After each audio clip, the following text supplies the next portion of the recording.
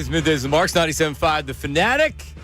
Good Monday morning to everybody out there listening on 97.5 The Fanatic, on the world-famous Fanatic app, live on YouTube. Watch the show live every day, 10 a.m. to 2 p.m., or whenever you want to, at your convenience, on demand. As we say good morning, not to Ray Dunn, to Patricia Caputo, who's in for Ray Dunn. Hey, Trish. Happy to be here. Hi. Hey, good morning. You looked.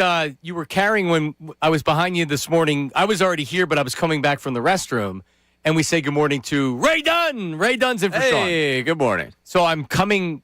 I'm coming out of the restroom, and I see Trish walking in front of me, and she's got 1 bag, 2 bag, 3 bags. Just 2.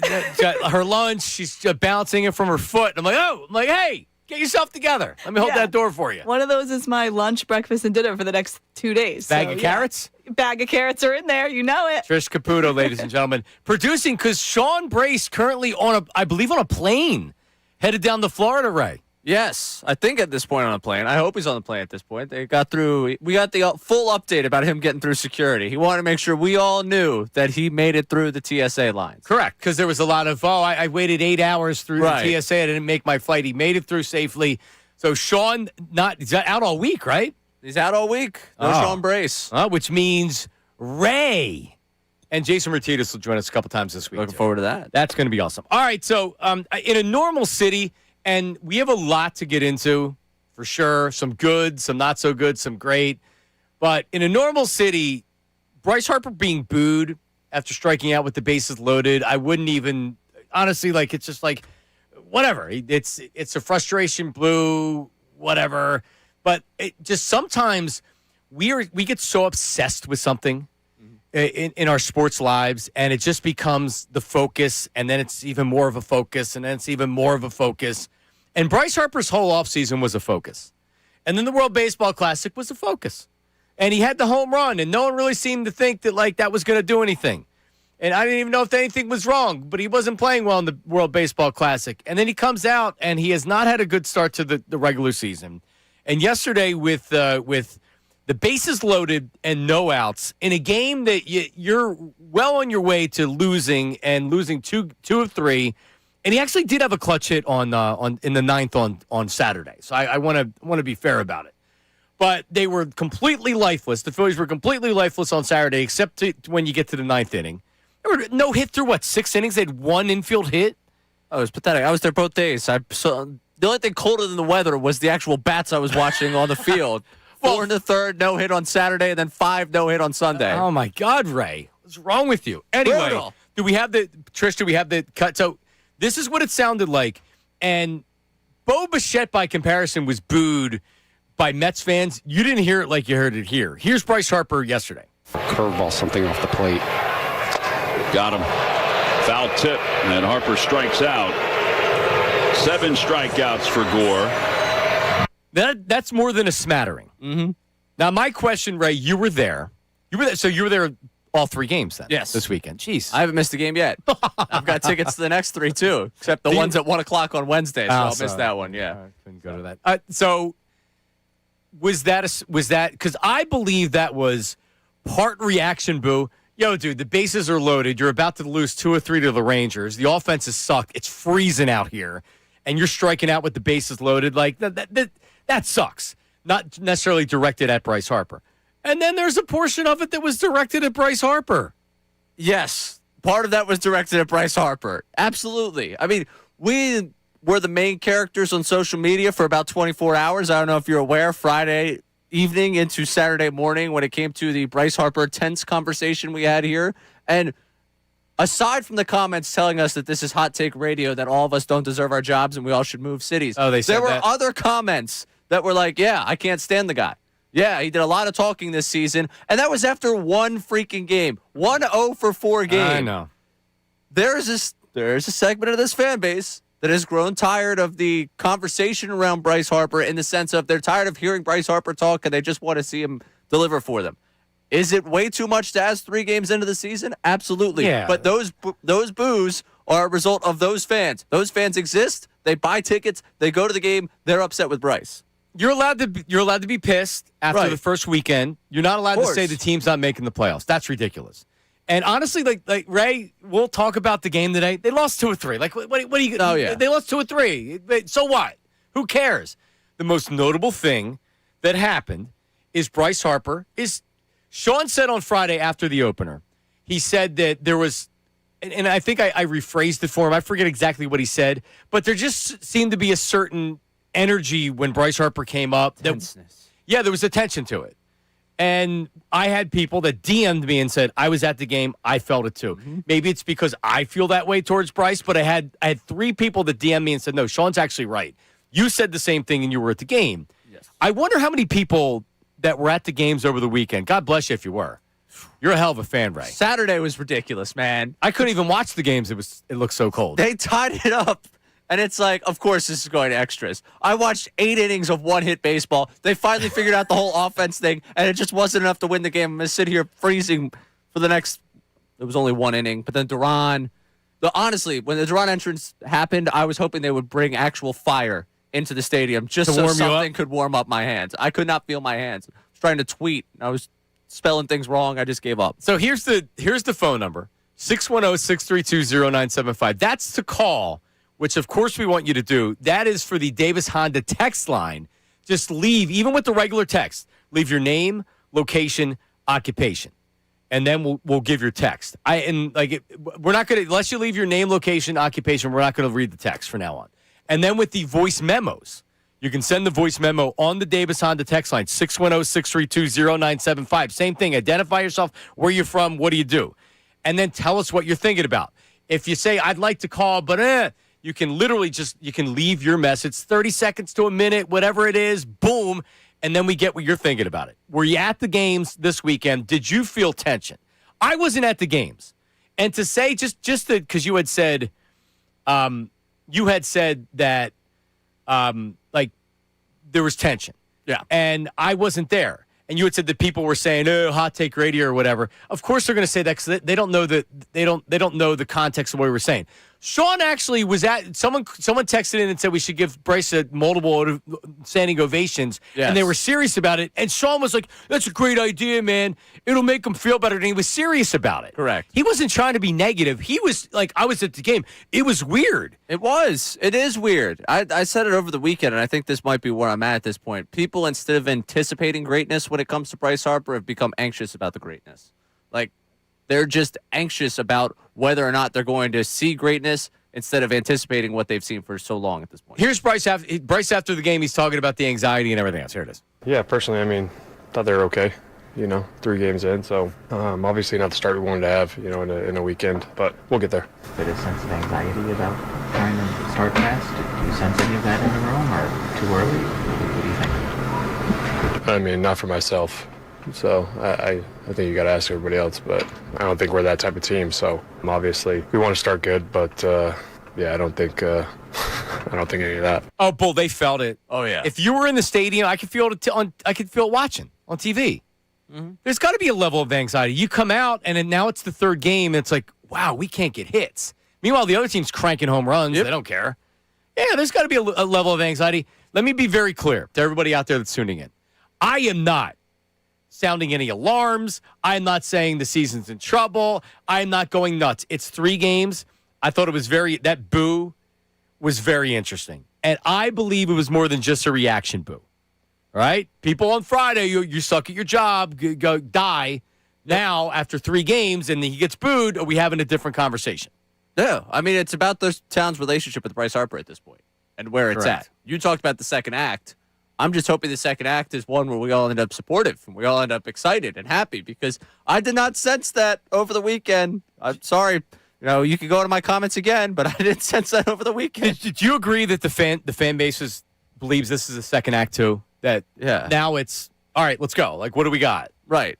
I mean, it's also, I would say that he also has become the figurehead, because he's the star of what some of these fans that want to see a reset, something change with this team of the offseason.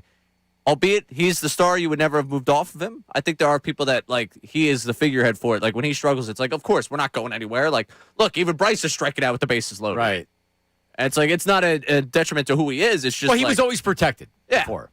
It was never him. It was everybody else. And when Bryce failed, every year, since the World Series year, hasn't had the big moments that he had before. All right, coming up, more Phillies, your phone calls, your texts, your voice text, everything else. 610-632-0975, 610-632-0975. Middays with Marks and Ray and Trish. Also coming up next segment, my 76ers, Ray.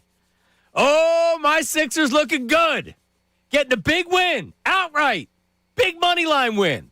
My Sixers conversation, because I'm in, is coming up next. Middays with Marks, 97.5 The Fanatic.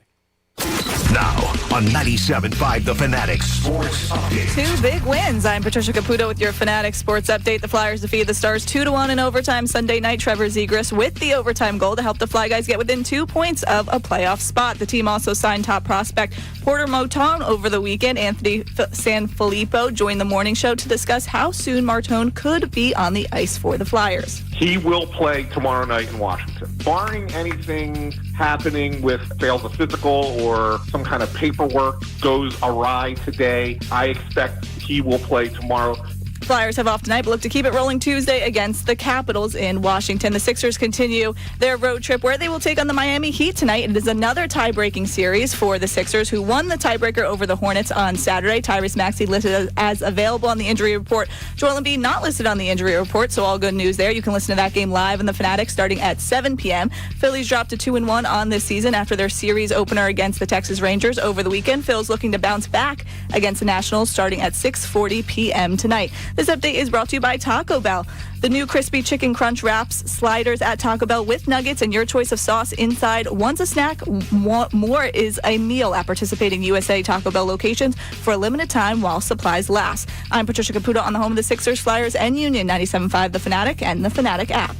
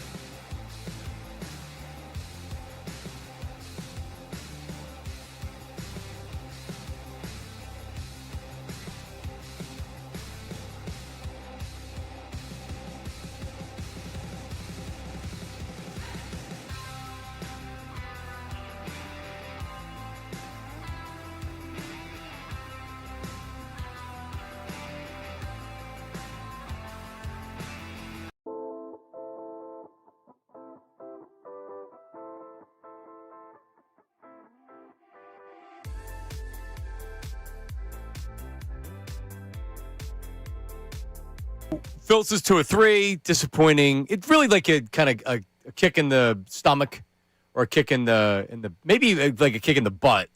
Like, get out of here. Like, yeah.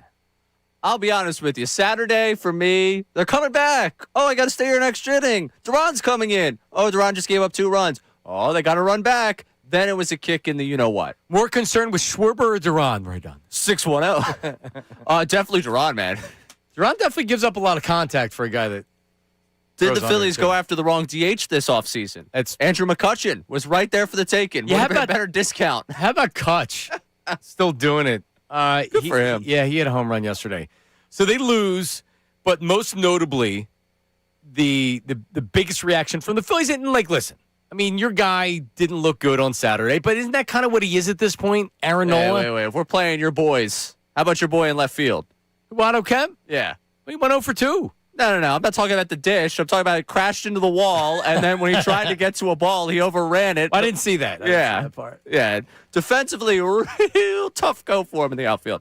And if we're talking starting pitchers this weekend, I know everybody, because they hate Aaron Nola, and hey, Luzardo's the shiny new guy in town here. We're talking about performances this weekend. The guy that we were talking about getting Cy Young votes also didn't have himself a weekend either. No, agreed. And it was the long ball. Yeah. Too many home runs between both of them. Nola gave up 2. Luzardo gave up 2 yesterday. Yeah. And you look at it, and Nola went 5 innings and gave you 3 runs. If he does that every start, people are going to be fine with it until you look at the ERA, because that's an ERA over 5. Yeah. But like that's why he's not a 3.5 ERA guy. Well, Because he will be by the end of the season. But you also need to go deep in games and not give up a lot of runs to do that. I don't know how often Aaron Nola is going to be doing that. I was more terrified of the fact before the second home run, I didn't see the ball get over 92, 93 on a fastball. And I'm not asking him to be a 97 mile per hour guy, but if you're going to sit 92, 93, I need you to hit 94, 95 at some point. Yeah. Or 94. I'm not. May not. Really, But the offense needs to show up. Well, Aaron The Nola weekend- didn't lose the game on Saturday. No. That's the Phillies offense. The Phillies offense yesterday. Actually, I'll give it to Luzardo yesterday also. He wasn't good. right. Getting a lot of swings and misses, but it's too cold to be giving up 2 home runs. Sorry. It just is. If it's too cold for the Phillies and it's too cold for them, not the end of the world. They still have a good club, right? Yes. But also frustrating. You're nuts to be going to all 3 games. I was so excited for the season to start, like a lot of Phillies fans, and then you get Sanchez, who just dominated, and then you come out and Nola giving up a couple home runs, no offense until the final inning, and then yesterday with Luzardo, and no offense again. Right. It's bad when you got to get Keller in there for work.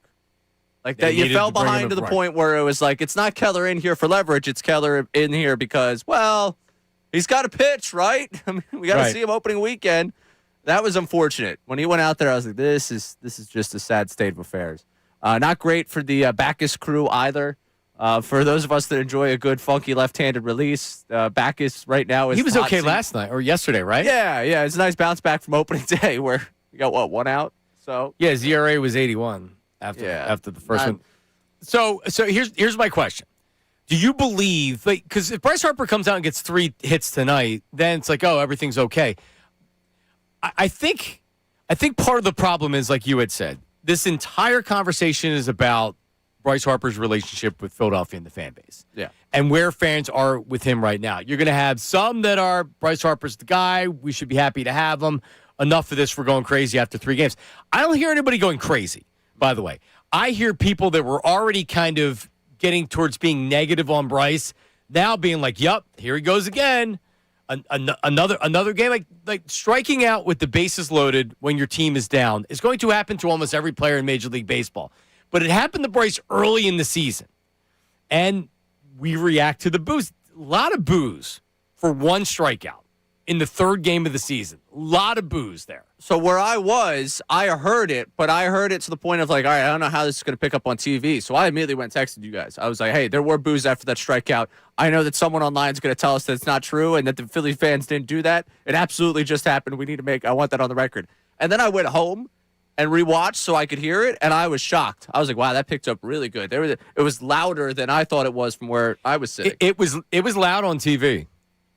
It was. It was. No, it came across, and it's like I'm imagining McCarthy, Hamels, and Kruk sitting up there looking at each other like, ooh. Because just like watching it live, and I'm frustrated when he strikes out with the bases loaded. I was just damn it, Bryce. Like, man, you need to at least get a run home there. Yep. You can't strike out there. and then you did hear it. I was like you. After you texted, I went back and I listened to it, and it's like, oh, there's some booze there. There's more than just frustration booze. Yeah. There's some, oh, man.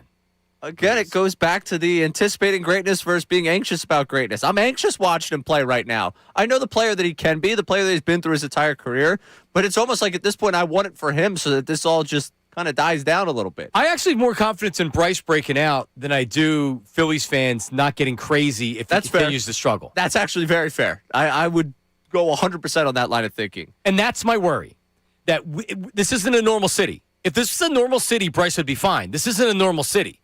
And when we grab onto something, whether or not we want to support it or be against it, we won't shut the bleep up about it. And if Bryce goes out tonight and is hitless and has a bad game, what's the league going to be tomorrow? Bryce Harper didn't have a hit last night. I already know it. I've been doing this for 20 years. I know how it works. And that's what it's going to be. Whether we like it or not, we can try to say, no, well, like maybe the Sixers win tonight and that's the lead. Yeah. It's something we're going to be talking about extensively tomorrow. It is. No matter what happens with him. I just got a text from a buddy. He said his fiance's booing Bryce from Conshohocken. Like, it's not just happening at CBP. It's happening around the city. So, Ray, are you on the text line right now? Yeah, I'm on the text line. We have a memo coming up. Okay, so give me a couple texts, and then we'll hear Mike from Bristol. Speaking of Conshohocken, Bob from Conshohocken in pest control wanted to let us know about that. I feel like it's a Citizens Bank Park thing. The fan base here is different than basically everywhere else in baseball. They must feel the pressure. You could tell that they do lately in the playoffs at home. I can almost guarantee that we will have a better road record than a home record this year. It's a great point. Oh, man. The players are getting more tense from – I haven't been to a game. TV's different than when you're sitting in there. But like you had said, you know what people are saying around. You know when people are screaming. You know when the guy behind you is saying, like, oh, but F Bryce Harper. I don't even want him here anymore. I don't know if people are saying that or not. Behind me on Saturday, I had a group of very intoxicated, very loud, like younger than me, like early 20s, I would think, probably college-age kids. And the number of non-elite jokes that are being made behind me were alarming. And, of course, Bryce got out there. So, non-elite jokes. Who started the non-elite stuff? The general manager. Right. He plays a big part of this. Oh, big time. Are we even talking about the narrative? Is the pressure, Bryce, what it feels like on Bryce Harper right now, is that the same if Dave Dombrowski says nothing? No. It's not. not. The same, no. It's not. It's just flat out not. Honestly, I don't even think we're talking about this right now. Well, we're talking about the lens of, man, you feel like this is the same old team or what? It's not Bryce-centric. It's probably this is like, now Bryce-centric. We don't care today if Trey Turner heard boos when he struck out for the 17th time this weekend. We don't care. He had a double play yesterday that killed a rally. Yeah. Schwarber had 4 strikeouts on Saturday. We had the first time we're mentioning anything negative. Dulce Garcia lost the ball in the sun yesterday, and his approach to the plate stinks. Yeah. We're not talking about any of that. Correct. We only got 3 seconds on Aaron Nola, and he used to be the biggest villain that we'd ever have. All right, voice memo, 610-632-0975. It's like a phone call, but you leave the message on the Davis Honda text line. Here's Mike from Bristol. Go ahead. Hey, boys. Mike from Bristol checking in. A lot of people upset about the weekend. Obviously, Phillies sucked. Flyers and Sixers, though, tore it up. It was amazing to see. Maxey, best player in the league. He's playing out of his mind right now. VJ, even on the off night, still playing great defense. He's incredible. But on the Phillies, I think we'll be fine. I think Painter. I'm excited to see Painter Tuesday. I'll be at the game. Hopefully, I'll see you there, Ray. But yeah, I'm super excited for this team. I think that once Trey gets going, Trey's gonna get going. Schwarber's gonna. All right, Mike. Thank you. That's enough. Thank you, Mike in Bristol. We appreciate it. You're positive on the Phillies right now. This guy's gonna get going. That guy's gonna get going. This guy's gonna go. And you're absolutely right. Absolutely, positively right. It's 3 games. We should not pass judgment on anybody on this team right now. Literally, not one player on this team. But Bryce Harper is not any player on this team. Yeah. At all. And he was booed pretty loudly. Do we have the Bo Bichette boo? So this is Bo Bichette, who has not been good and has struck out in a lot of big situations. But the Mets actually won the first 2 games of the series, and they lost yesterday in extra innings. But here's Bo Bichette striking out. Listen to the crowd reaction. With the slider. Blew away the fastball at 100 miles an hour. So after getting in trouble, Montgomery strikes out Soto and Bichette back-to-back to keep it tied. the headline I saw was Bichette gets booed. Did you hear boos? Smattering of boos. Yeah. That was not Bryce Harper. No, that was not Bryce Harper. But and this is Matt from Marlton, who's the director of operations, put this on our text line, David's Honda text line here. If we compare first 3 games to dates, date 1, you're on cloud 9. Date 2 starts slow, picks up, and lets you down. Date 3, you're on Tinder by inning 5. It's like by the time you get to the 3rd game of not hitting and the offense isn't going, Bryce becomes the figurehead of that. And the Mets probably 2 wins buy you a little bit of time if you're Bo Bichette. Hey, it's only the 3rd game. He's new here. Harper, been here. And this is the 2nd consecutive loss, so the bats have been quiet. We're sick of it at this point. But he's become the target. Yeah. Bryce Harper is now the target. Absolutely. Can anybody deny that? No. That's a good. You know how you change that? You go out and you have an unbelievable year and the team wins, and then people forget it. So if Harper were to go hitless tonight, but they win like 6-0. I think there's 5-10% that are saying, "Oh, yeah, good win by the Phillies," but Harper still doesn't have a hit. Or how many hits did he have on the season? I mean, that was a big hit on Saturday. We shouldn't. That should be. It was. It was almost that entire rally doesn't get credit on Saturday because one, they didn't win the game. They didn't win another game over the weekend. And it was one. Yeah, it was one inning. And I think Gelb ended his story with this on Saturday because he wrote, or I guess it was Sunday, writing about the different lineups, and it was like whatever the strategy is for the lineup, it'd be advisable if you get more than 1 hit through 8 innings. And it's like, yeah, that should be the strategy here. Having more than 1 hit over the first 8 innings. Yeah, I'll give you a lot of credit for coming back. You know when you don't need to come back? When you actually put something out there in the first 8 innings. Yeah, you were there. You know what I was doing? I was watching it. Yeah. Horrible. Oof. Just absolutely brutal baseball. And then, like you hope then Luzardo's serving it up. Jacob Latz on Saturday. Not Jacob deGrom. Jacob Latz. And he was dealing. He was. I was like, yeah, I guess I'll stick with the lefties in the lineup because ultimately that guy's only going to last like 2 innings, right? Wrong. Yeah. The guy made 8 major league starts. Out here tossing like he's Cliff Lee on that mound. Can you cook up a good? What is this question we can put at 975 Middays on Twitter? What's a good question? Good fair question. The fair is the tough one. Right, Trying to be fair to people. Because how you word it can really help. I forget, what did we do last week? It was something on. Oh, it was Embiid. It was Embiid that we did last week. Now nobody will want to trade Embiid because they want a game. Embiid stay. Should the Phillies consider trading Bryce Harper at the deadline? Don't put it. People will be like, I'll never listen to that show. Even though we're kidding. But anyway, we'll get back to Bryce Harper coming up here. This is a big sports day because Howie Roseman spoke last night. Nick Sirianni's going to be speaking a little bit later. Then Jeffrey Lurie's going to be speaking. They have the owners' meetings. Yes. So Roseman, and coming up at 11 o'clock, we'll review everything that he said. He didn't really say a whole lot, which is why it's like we're not leading with it. There's a lot more to talk about, like my Sixers, which we'll do coming up in a second. Mm-hmm. But so we'll kind of review everything that's been talked about because it is the owners' meetings. And A.J. Brown, he was asked about it. Nick Sirianni's going to be asked about A.J. Brown. So that's coming up at 11 o'clock. Derek Gunn comes off the top rope this morning with his thoughts on A.J. Brown being traded. We'll play that for you coming up at 11 o'clock. Am I going to get closer to 50% again? Ray, it's the most notable thing a reporter said ever regarding A.J. Brown.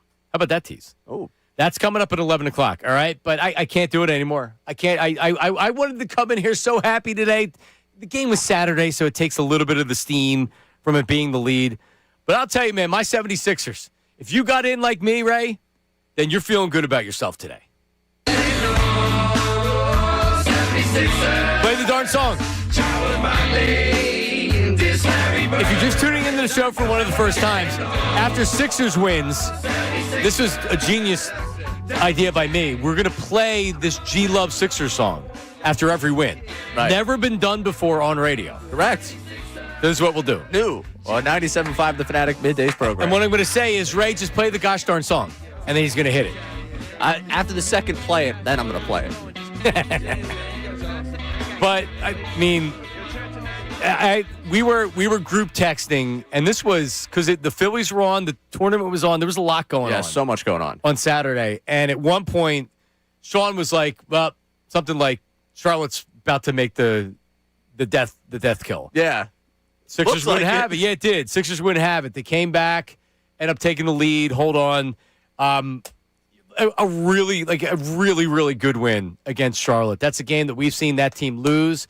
But Maxey was back. He looked great. He had a left-handed dunk that was unbelievable. Paul George was good, and Embiid was good. They literally, you're staring down the barrel of that's how they win a playoff series. Yep. With what you saw on Saturday. And I couldn't be more excited because now I just want something to look forward to. The Major League Baseball season's too long, and they already lost 2 games. That's not fun. This is fun. Flyers won their last 2 games. That's fun. They have a prospect coming up. We'll break that down coming up as well. But Ray, you had the chance to get in on Friday. You elected not to, but still, I got in. But still, you're a 76er. But your definition of being in is being excited about the team. No, it's about not qualifying and asking questions. Just like, yeah, man, absolutely, I'm in. Yeah. Let's go. Because everybody on Saturday, people are like, they got some games. I don't know what they're going to do. Now they're in Miami tonight, and they're favorites on the road. Mm-hmm. And then they have the Wizards tomorrow night. So they have a back-to-back. If they win these 2 games, look out. Big win. I mean, if they win back-to-back games, we're talking about them potentially escaping the dreaded play-in, which is where we've been looking for them to get to. They're still a half game out of that 6th seed, but right now what they did to the Hornets, and then the Hornets go on and lose again this weekend, totally stiff-armed them. They got 2.5 games on them. They already have 2.5 on the Heat. They knock off the Heat tonight. They're keeping them at arm's length. And the Magic just got smoked by the Raptors. Yeah, I saw that. That was ugly. The 31 nothing run. This is pro hoops. Yep. 31-0. Nobody puts it in the basket for 31 points going the other side. That's crazy. 31. So when you look at the way things are trending for them, they win tonight. We're talking about avoiding that. We're talking about, all right, you want the Knicks, you want the Cavs. How does that set up? That's the beauty of where they're at right now. They just need to take care of business here tonight. And to what you said about Saturday, it was the max contract guys. That's what you wanted. You invested, $150 million per year in those 3 guys? Give me $150 million worth of play at the end of the game, and they did. All right, here's the as heard on 97.5 The Fanatic. Here is the Maxey dunk with Tom McGinnis. Listen. Rebound Maxey, foot race with the dribble down the lane. Oh, man, he jammed it. Tyrese Maxey throws it down. Bridges got dunked on, posterized, and Maxey, one of the biggest dunks of the year. Oh, I'm so glad Tom has something to really, really do play-by-play on. And then Bridges wouldn't shake his hand after the game, big baby, because he got put on a poster. He went and tried to shake his hand right after the dunk. I know he did. Oh, okay. So good. So he's laughing at him. That's like Killer Instinct Tyrese Maxey. Like, nice guy Maxey took a total back seat right there. And how about Joel, the block? The block was insane. Wow, and what a big spot. Here's Joel Embiid with maybe the block of the year.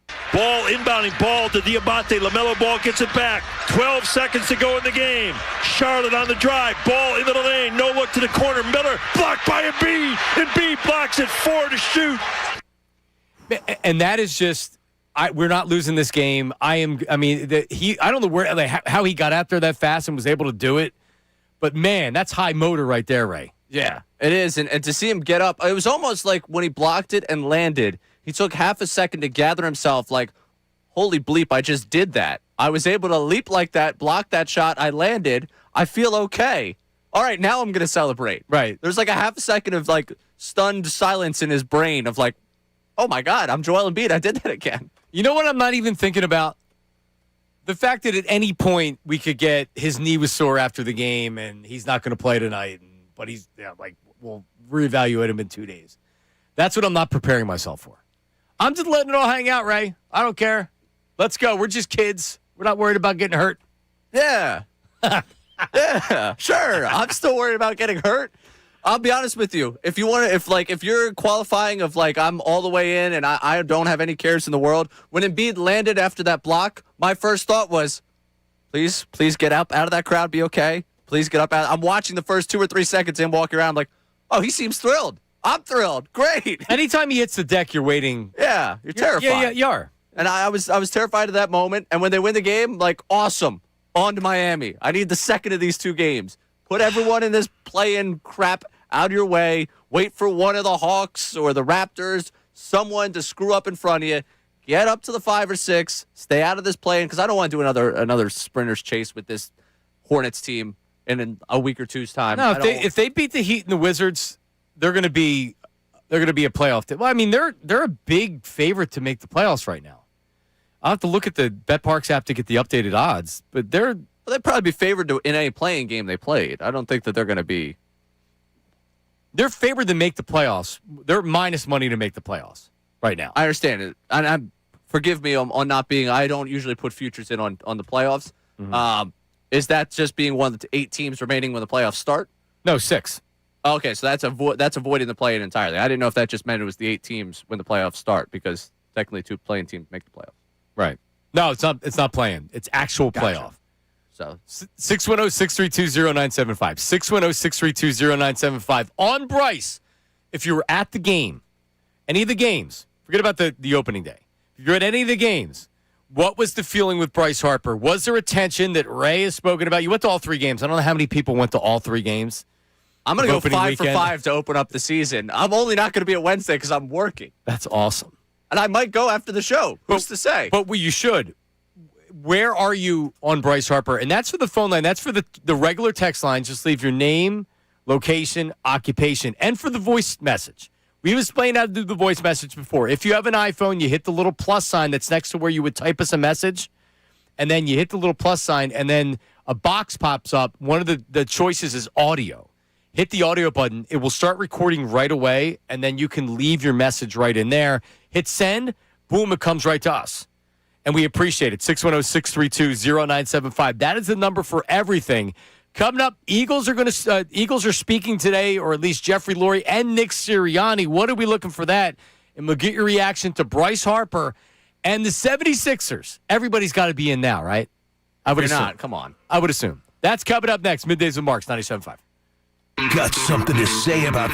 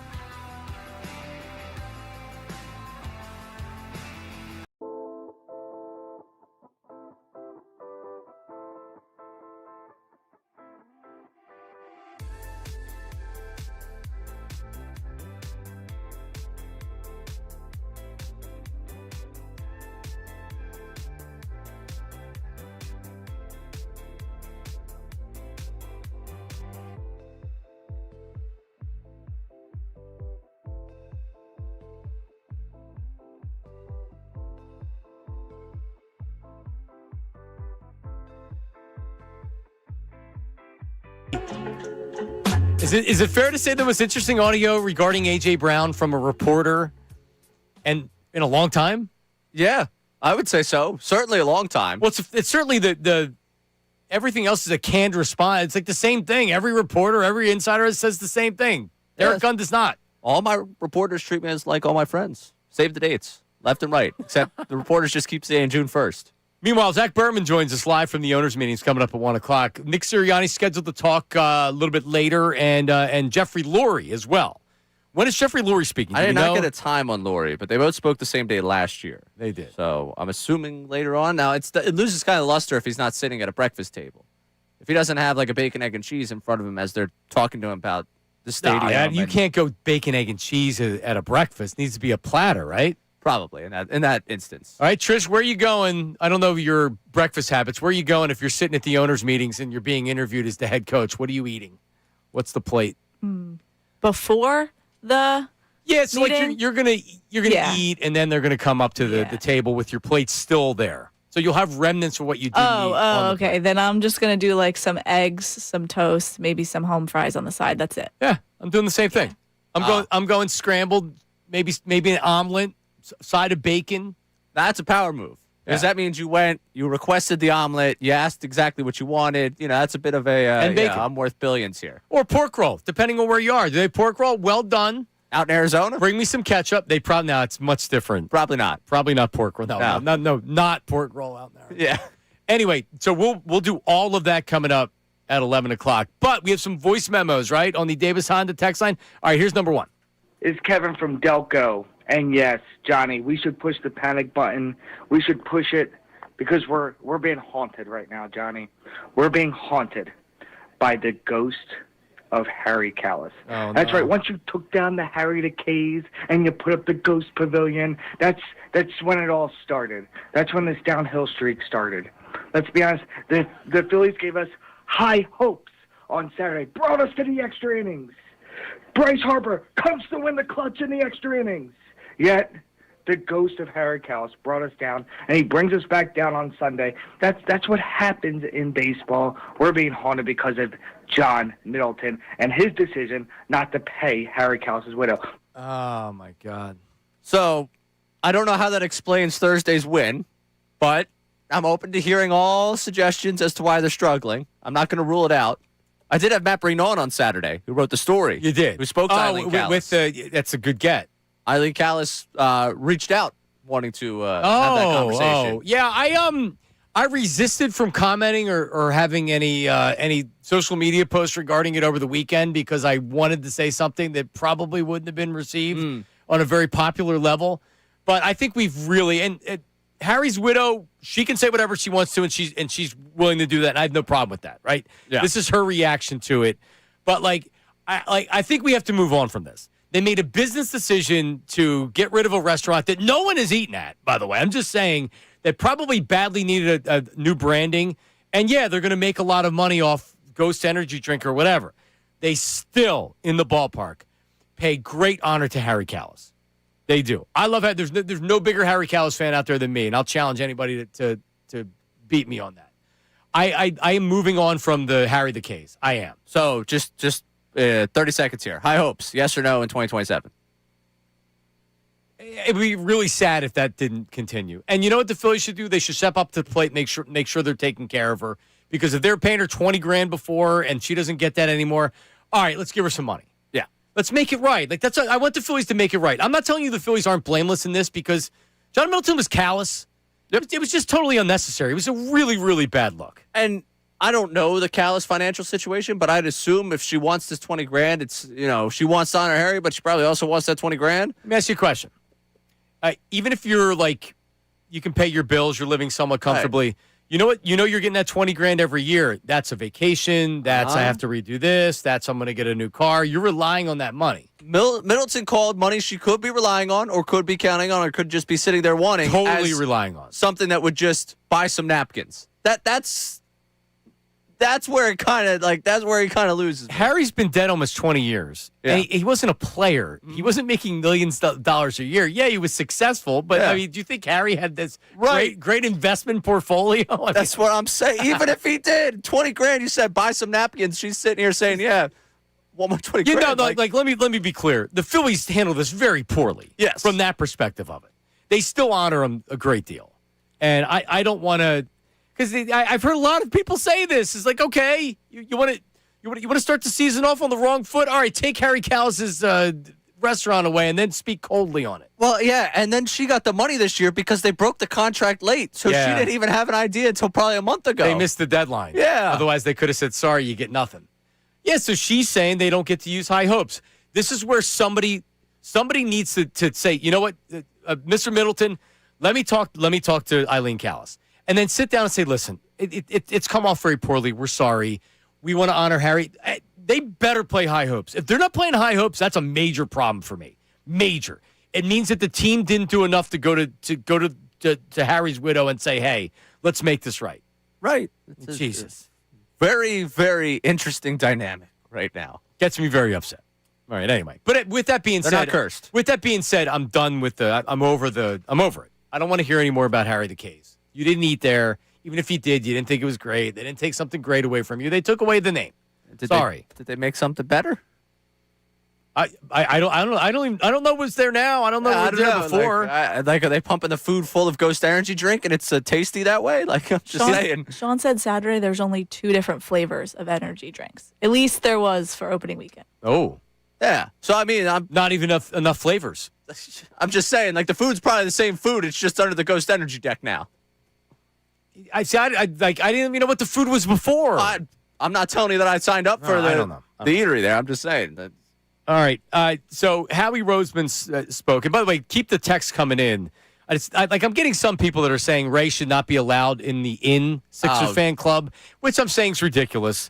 Ray, can I talk to those people right now? Sure, in a second. Ray still has season tickets, and even though he didn't want to jump in with both feet doing a cannonball, he's still a loyal 76er fan. Not everybody can be the super fan like me. All right, so let's just keep that in mind.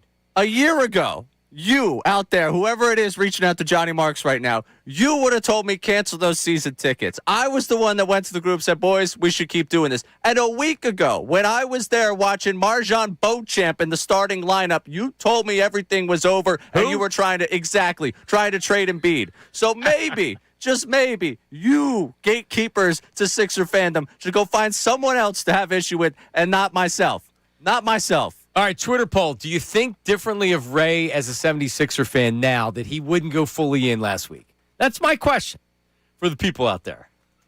Yeah, you log into the account, put it up there then. I'm not typing it in Give me the credentials. I'll log into the account. I'm sure Nate sitting at home is going to go put that up. Yeah, Nate, negative Nate. Feeling better. He blew out his Achilles or something. Yeah, we're not really sure what happened there. Because he sent a picture from the back of an ambulance. He was in a Nate. He was in a half marathon. This is true, Trish. He was doing was it a half marathon? The Love Run yesterday. Or whatever. Yeah. And he was running, and his leg just gave out. He was rushed to the hospital. That's horrible. I didn't know that. Oh, my God. Yeah. So poor He said Nate. he's okay. That's why he said he was okay. But Ray wasn't even paying attention because he had said what happened, and Ray's like, oh, I don't know what happened. I'm like, yeah, he said it in the text. Yeah, I DM'd him. I saw it on his Instagram story. I went DM'd. Then when he broke it to the group chat, I was like, all right, that is, But I thought he blew out his Achilles based on what he was reporting. It sounded like that. But I guess it's just we haven't gotten an answer. Also, Nate, low threshold for pain. Not really a high motor guy. Little injury happens, and he thinks it's a. Just saying. Me, I would have dragged my leg to the finish line. Right? Yeah, you would have been at the 6:55 pace too. No, I would not have been. Coming up, Derek Gunn joined the guys this morning. The most interesting comments on A.J. Brown and the Eagles and a potential trade that I've heard in a really, really long time. We have that. We'll review what happened with the Eagles owners meetings. Nick Sirianni speaking. That's coming up next. Middays with Marks 97.5.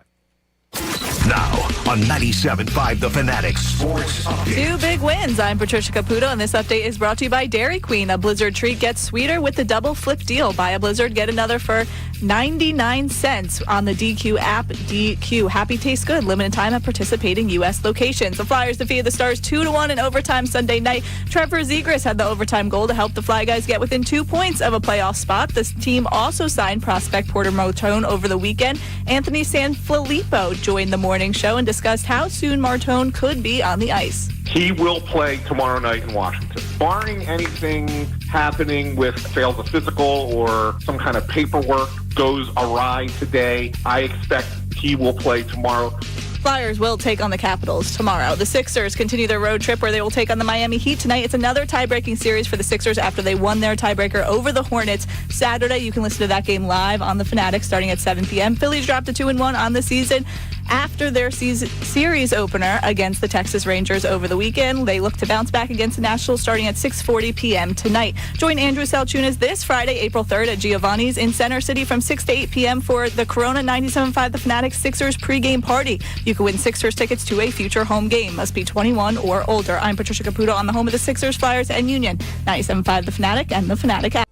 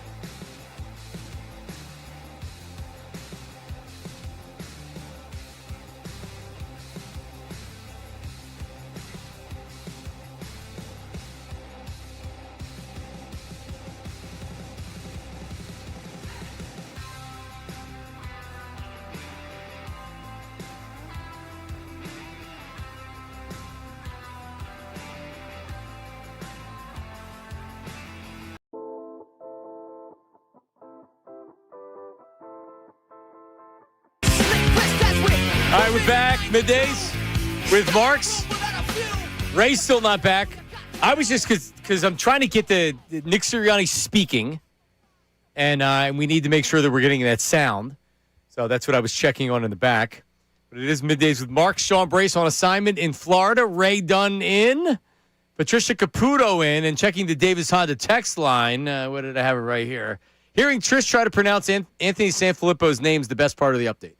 You know, I don't know why I'm getting tripped up on Porter Martone, and then the Filippo comes out when it's Filippo. I've practiced now, though, for this whole entire break. So next time, guys, stay tuned. So here's what happens with me is because Sanfilippo's not, it's just a matter of you saying Martone and then Sanfilippo, and that's what's tripping you up. Yes, correct. What happens with me is I don't have confidence saying a name, and then all I think about is saying that name the entire time, and then I end up screwing it up even worse. Yeah, when I was younger, I had a speech impediment with the R's. So I'm all like, I did Porter, too, and and then I'm like, Marton, and yeah, it happens. There you go. Martone and Sanfilippo. Yeah, I'm a psychopath when it comes to that, especially calling games. Like you'll just see me sitting courtside all by myself, just saying the same name over and over and over again. You'd think I have like some sort of hit out for that person, the way I'm talking about them, like kind of a lunatic. But it's just to get it right. And it's tough. Sanfilippo, How do we know it's not Sanfilippo? Because what's Garcia's first name? Adolis. But he's going with Adolis because most people say Adolis. I'm so confused. Like, just tell me what it's right. Adolis. It's like Freddie Galvis. He decided year 5 to tell us it's Galvis, not Galvis, not Galvis. And then we said, okay, we'll try to. And he says, never mind. Ranger Suarez. Ronhell, Ranger. What? It could be Anthony Sanfilippo after all these years, and we don't know it because he didn't want to correct people. Who knows? I'm breaking the news here, is what I'm hearing. So you had it correct. Yeah. Trish actually had it correct, and Anthony will tell us that's the way to pronounce the name. All right, Ray. So Nick Sirianni speaking down at the owners' meeting. So we'll have that for you coming up. So don't go anywhere. So Derek Gunn was on with the guys this morning, and where's Derek Gunn? Because I was 99% sure A.J. Brown's getting traded. Mm-hmm. Now that's down to 98%. Oh. I don't know if you knew that. Now I have to listen to Derek Gunn, and I'll react accordingly. But has D. Gunn all along been saying they don't want to trade him? Yeah, right? Going back to the end of the season, I think the Eagles don't want to trade him. Yeah.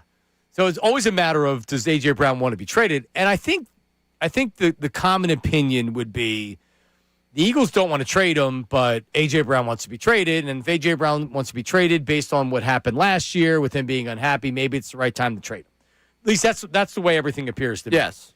Here's D. Gunn this morning talking about the Eagles and A.J. Brown and a potential trade. Listen. The Eagles are not actively trying to move A.J. Now, as smart of a business entity as they are, you have to listen to any and every offer. But obviously, whatever offers and rumors that we've heard out there have not been good enough to entice the Eagles to make the move. I've known for a long time, despite some of his antics on the field and in social media and in recent years, A.J. is well loved and well respected within that organization, in that building. From top to bottom, everybody loves A.J. A.J. loves being in Philadelphia, wants to be in Philadelphia. That's why all of these stories from local and national experts that have come out, the rumors and speculations have been quite interesting. Some of them, humorous. The Eagles don't have a problem with A.J. And I know a lot of the fan base, wants to see A.J. gone. If he doesn't want to be here, let him go. A.J. has never come out and said he doesn't want to be here. As a matter of fact, kudos to A.J. for keeping quiet for the most part during this whole scenario. But unless the Eagles find something that just wows them, which I don't think they will, I still believe, as I've stated consistently since January, A.J. will be a Philadelphia Eagle in 2026. So he said they're not actively shopping him, and they're always going to listen to offers, which we've heard pretty much everybody say. Like, oh, but if you call them, they're going to listen to offers. But that's not the tone he's setting with what he said. He said not only are they not actively shopping him and they don't want to trade him, he said A.J. Brown also wants to be back. And that's the most notable thing that was said in the entire interview that he did with the guys this morning. It was very good. Derek Gunn, who is connected with I don't know about players because he's not actively covering the team like he once was. The organization are the same people. Yep. The front office are the same people. And I'm talking about Howie Roseman. So he is as confident as you can hear anybody where he's saying, and A.J. Brown. A.J. Brown does not want to be traded. I mean, period. He's saying, then what are we doing? If what Derek Gunn has said is true right there, then what are we doing? Why? How come every other reporter not named Derek Gunn is saying it's pretty much well known that he's going to get traded or he wants to be traded? It's a great question. I'm not sure why. I'm not sure how we got one difference here. I'm looking at what Howie said yesterday about A.J. Brown, and it doesn't strike me as a guy that's just totally untouchable. Well, I guess he's not untouchable because they'll always listen. But, I mean, where there's smoke, there's fire. And I keep coming back to where we've been discussing this entire thing. I don't think this is a talking point sent down by NFL media or by ESPN to hey, let's lead every show with A.J. Brown. I think it's A.J. Brown wants to be considered one of the greats that have ever played this game. And I think after the last 2 seasons, there's a legitimate question for him of whether or not he thinks that in this offense, in this city, playing with this quarterback, he believes he'll get to that level. But so here's what I would say to D Gunn. Okay, believe me, respect D Gunn as much as anybody that's been on the beat for however, right? But if he really doesn't want to be traded and this is all BS, he very easily, as he weaponizes his social media during the season last year to put out his message without saying it, he also can do the same thing now. Right. Can he? Can he say now, I don't want to be traded? Couldn't he have said that 2 weeks ago? Couldn't he have said that 2 months ago? He very well could have. Now, if things changed, is he starting to be like, hey, man, I don't know if it's going to happen? And then you start thinking, you're like, all right, maybe it's not going to happen. Am I okay with coming back?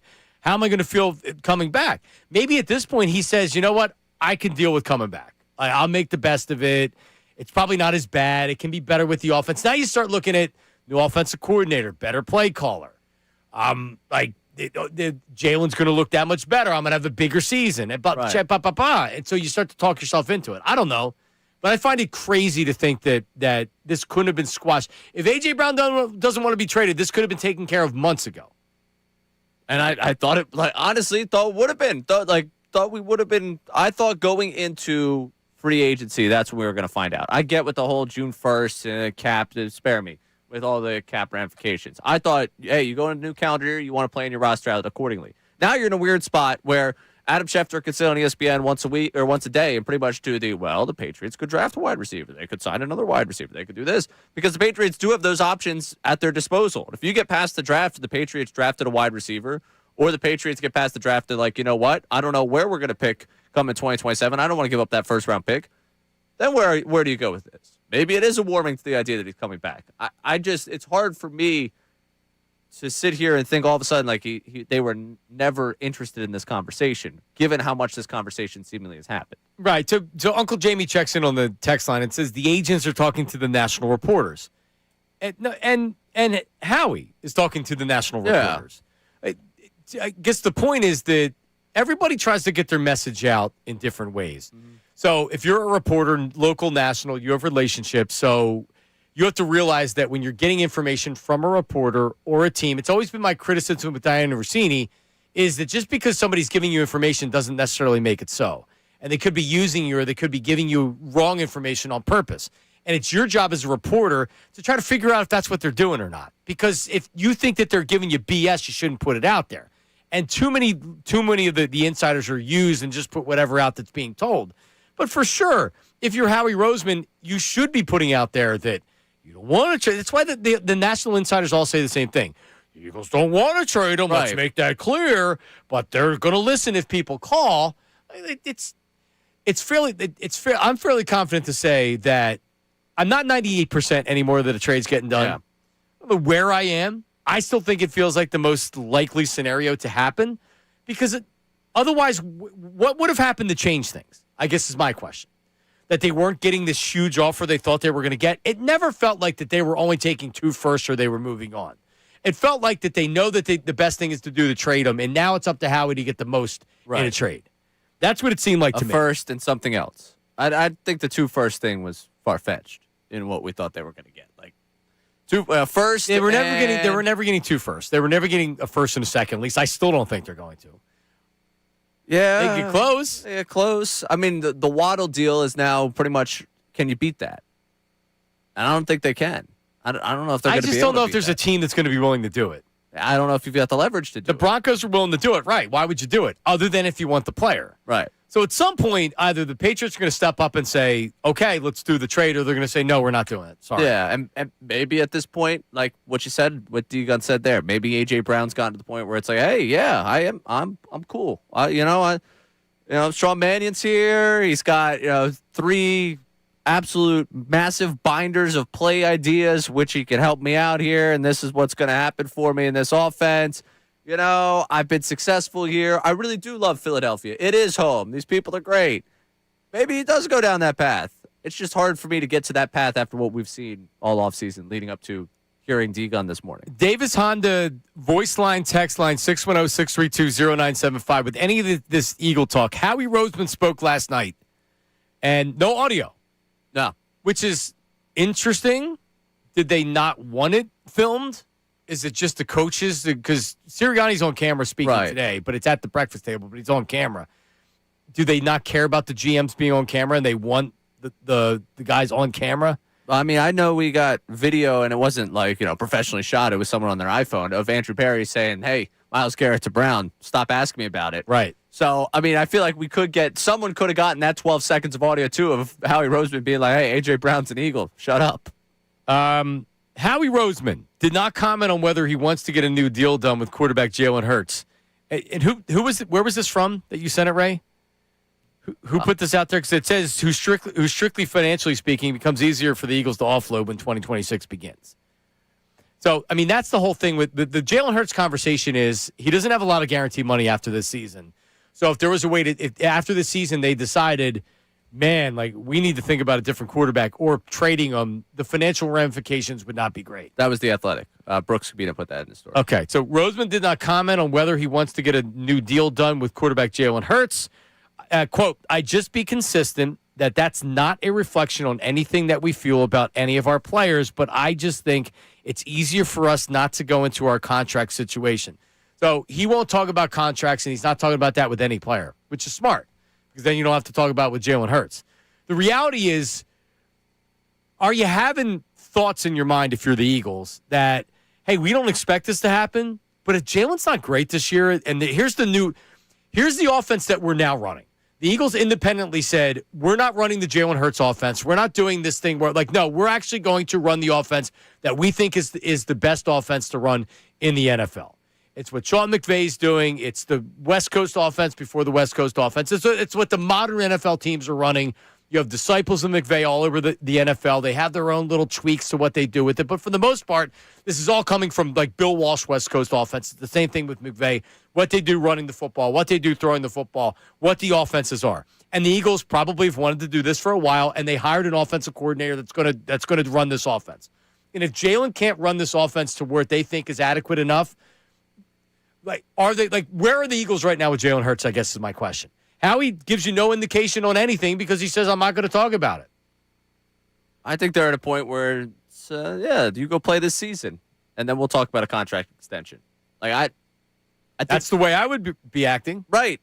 They're at the point where it's, hey, we've invested a lot of money into this offense, and we want it to run the way we want it to run. We got a new offensive coordinator. When doubted before, you've delivered. We have no doubts that you'll deliver, but we have doubts about giving you an extension. We have doubts that you will deliver. Because ultimately, if they don't want to extend him this offseason, they have some doubts, which I think is totally fair. Now, I guess the question would be, do you do it?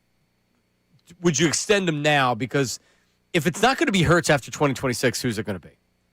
And that's the bigger question than anything. Right. You can say, I don't know if this is our guy long term. He is a Super Bowl champion, and you don't have another quarterback that can go in and play. So do you do an extension to where you're giving him more guaranteed money and maybe you're making a little bit happier because you realize, well, if it's not going to be Jalen Hurts, because that's the biggest thing. It's the most likely situation by far is that Jalen Hurts is the starting quarterback in 2027. Correct. So why not extend him now and get it over with? Because you want to see how it reacts to the new system. Because you don't have to. Right. They're not going to give guaranteed money out that they don't feel like they need to give out at this point because there are other contracts they still have to get done. Jalen Carter. Yeah, I was going to say, we still believe Jalen Carter's getting that deal. They're going to have to make decisions with that secondary at some point coming down the line. Not this offseason, but offseason's coming. I mean, that's somewhere they have to go with that. plenty of guys they want to keep around. D. Gunn talked about the Hurts contract potential extension. Here it is.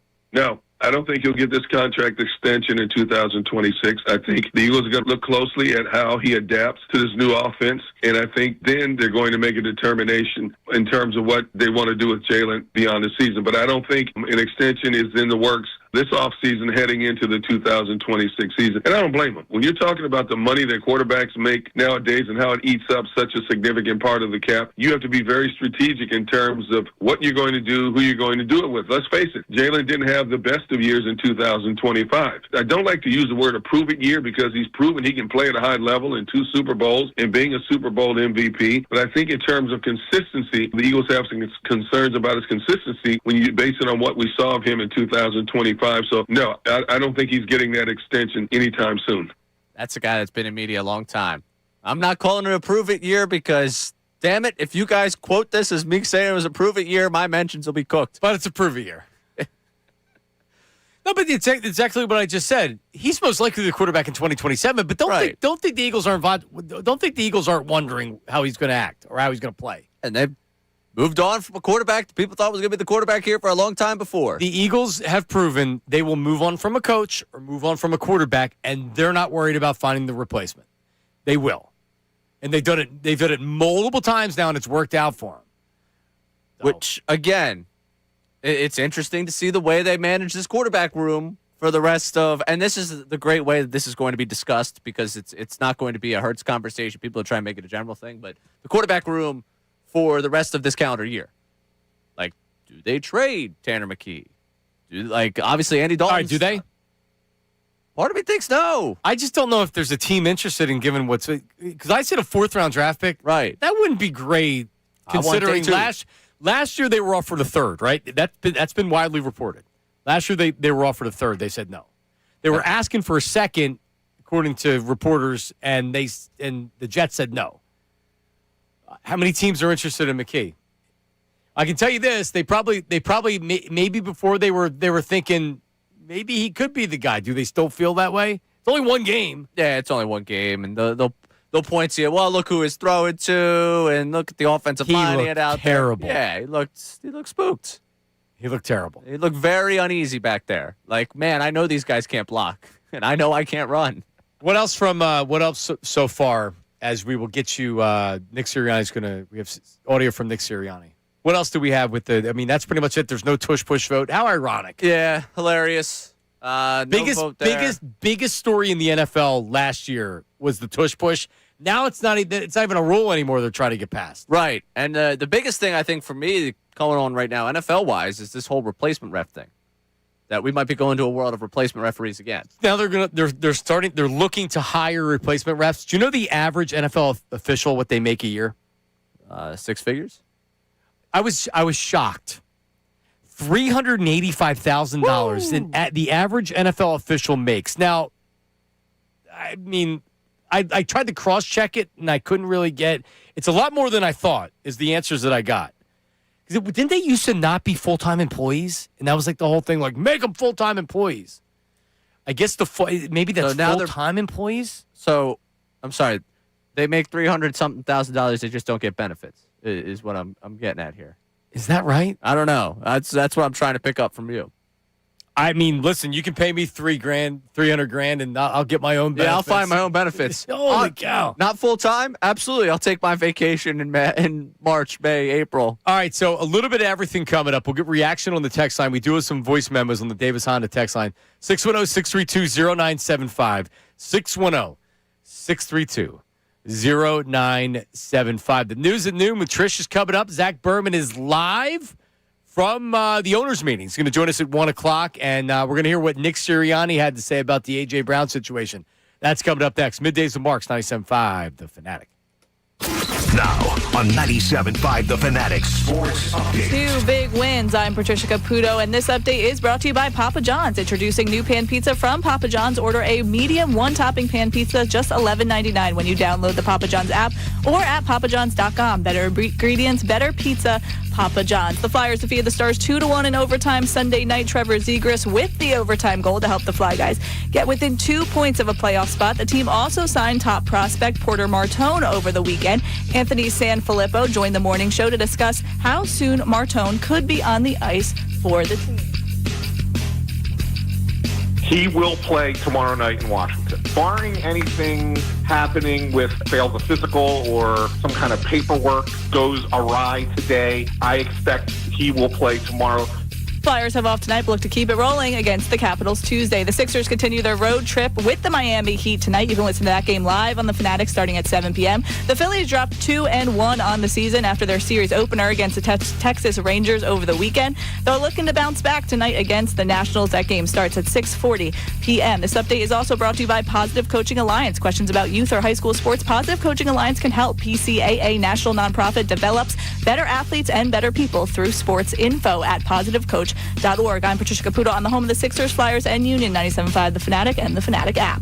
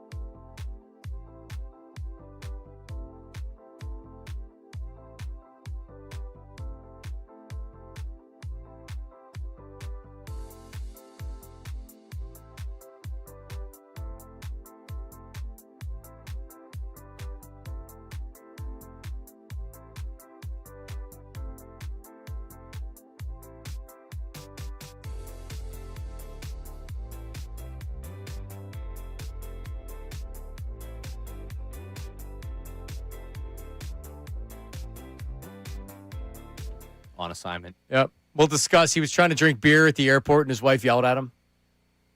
We'll get into it. I'm curious to break this one down with you because I think our two perspectives couldn't be more different on this. Right, because you've never been married. Correct. Absolutely. That we know about, Trish. That's fair. It was one time in Vegas. I mean, yeah. Well, listen. At AC. I actually know somebody that got married and no one knew it because we got a lot to talk about. I'll be honest with you. I would do that. No, he was married and divorced and no one knew. Oh, see, I wouldn't do that. But got married again, and that's when people found out about the marriage and divorce. I do think if I do get myself into a relationship, it will be one of those that you guys find out way too late in the game. Wait, you're going to hide it? Yeah.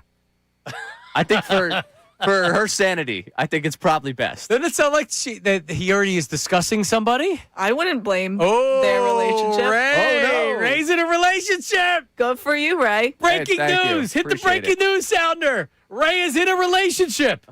He just admitted it live on the air. Ray has a girlfriend. Yeah. And he's denying it. And I'm a chain smoker, too. Well, I mean, listen, I'm not a chain smoker, but you're a smoker.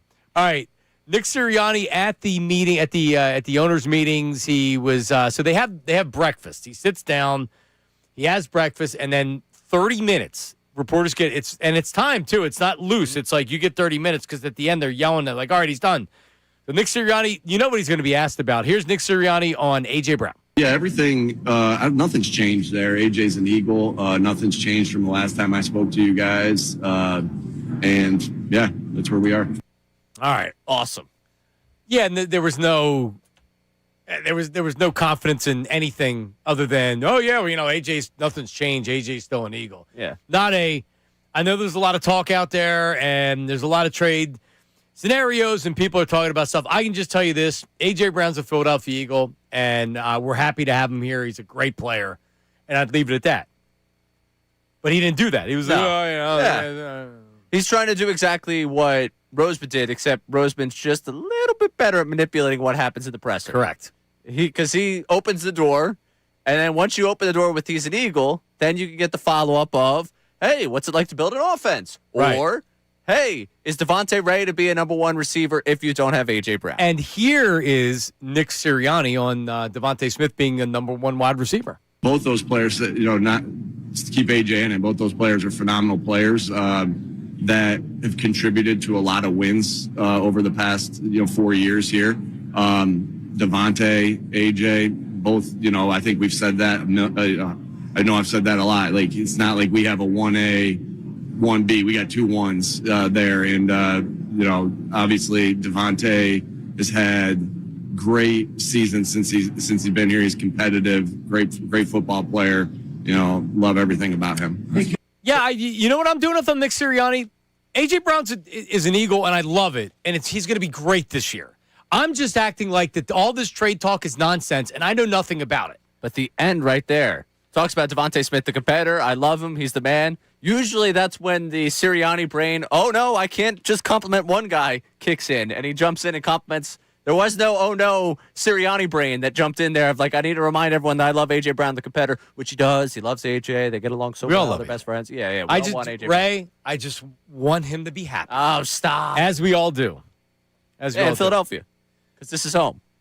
Yeah, I'm down to 90% he's getting traded. Yeah, this has been, the last 24 hours has been quite a number on my my number, because I was only at like 65, 70%. I'm about to like 55. Ooh. I'm starting to teeter. Trish, where are you? Is A.J. Brown getting traded? No, I'm with Ray, too, at least for this moment. Maybe it will change in the next few weeks with the draft coming up. It can right change now, next hour if you wanted to. It's a sliding scale. So, yeah, I'll put it in that like 57% range. All right, text line, just loosely throw it out there. Text line, name, location, occupation. What's the percentage now on A.J. getting traded? Because you're 55. I'm down to 90. Yeah. But believe me, that could be down to 70 in a day. So they're definitely not done talking. This has always been my biggest problem with the issue here. It's not that I don't think that one would welcome it and the other side might just say, all right, let's do it. It's more so, can they get the value they want for the player that they have? And if they don't, do they realize that just 2 years ago we won a Super Bowl and he probably wasn't so thrilled with that offense either? Right. And, like, that's kind of where I keep coming back to of, like, all right, how many people do we have on staff here that, like, can deal with an upset wide receiver? A number of them. They could get through another season. Right. Like, do you love the upside of the fact that you have two really good wide receivers in a new offense? And you're like, you know what?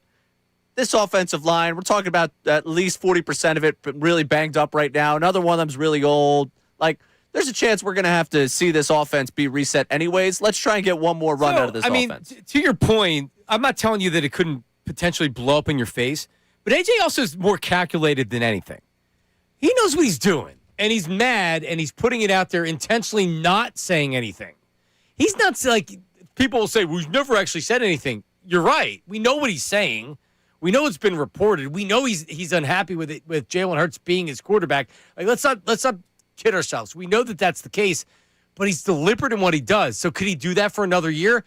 But next year, if they're winning and he's having a better year and the offense looks better, that's how you make it through a season. Even the year they won the Super Bowl, he was mad that year. Right. What's wrong? The passing offense. Right. And he had said he's part of the passing offense, but I think it's fairly well documented. And here's another thing, Ray. I wonder, I'm just saying, normally right around this time, you'll start to get stories that are coming out about what kind of happens over the course of a season. Right. Like, what happened in 2023 with the season falling apart? Well, what do you know? There was a story that came out not long after the season was over with some digging. Here's what happened. Last year they won the Super Bowl, so there's not going to be any bad stories that come out. I'm wondering when the story comes out this year. I'm just telling you. I'm wondering maybe it comes out soon that there's a story that kind of details the struggles in the offense last year. I'll just predict that. And I wouldn't be surprised if it came out soon.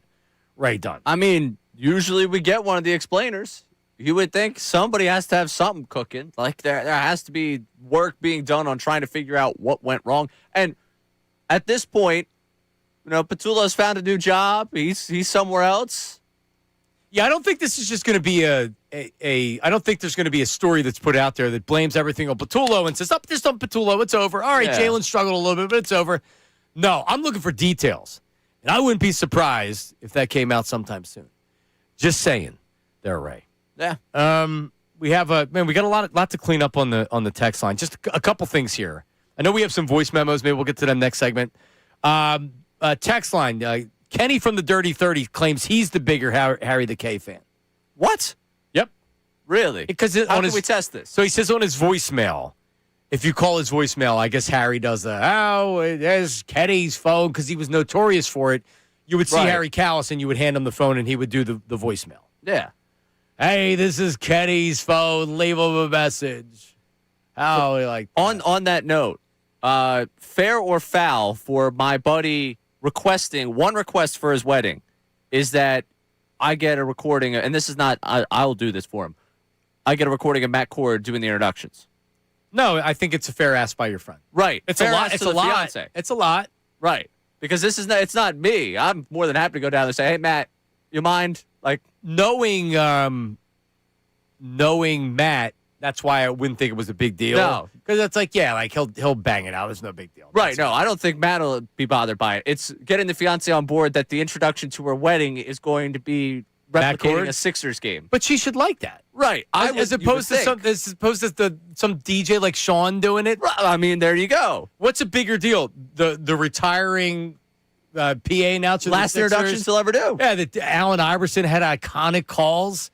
Give me a break. This friend was with me last week recording the Iverson introduction. That's how much Matt Cord means to the guy. You know, I feel like we should give him the bone there. All right, we have some. So Nick Sirianni also confirmed that the Eagles are going to have joint practice with somebody coming up. We'll tell you about that. Also, just saying, I sent the picture on the chain.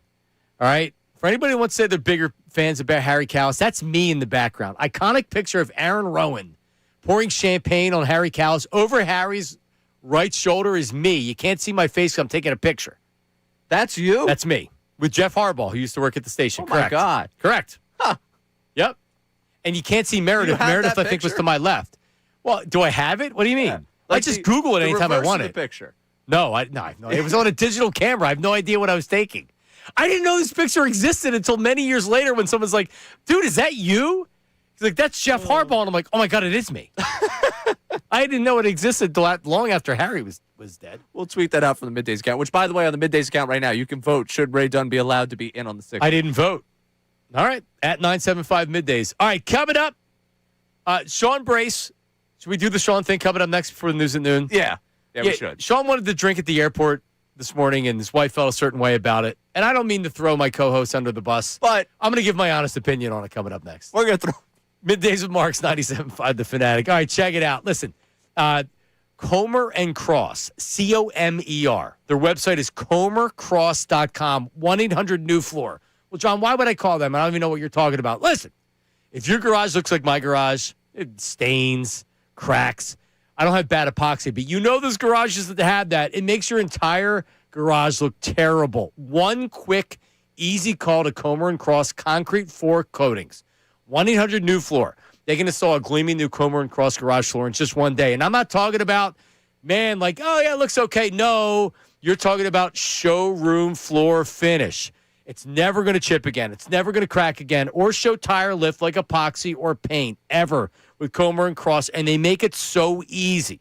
They're in and out in just one day. They fix your garage floors, cracks, and pits perfectly. They're certified uniform. These are not subcontractors. Comer and Cross only hires pros, and they'll even take your stuff out of your garage for you. For a quick and easy Comer and Cross garage floor estimate, you know if your garage floor is looking bad. Mine is. I'm getting it done with Comer and Cross. 1-800-NEW-FLOOR. 1-800-NEW-FLOOR. Or comercross.com. C-O-M-E-R cross.com. The Unfiltered High School Athlete.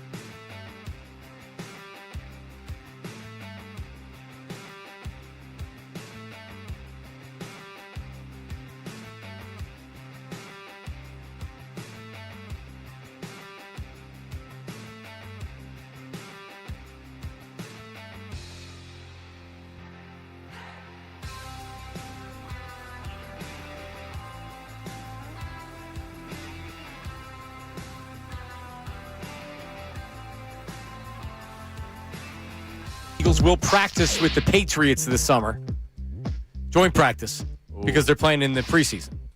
Right. So that should be normal.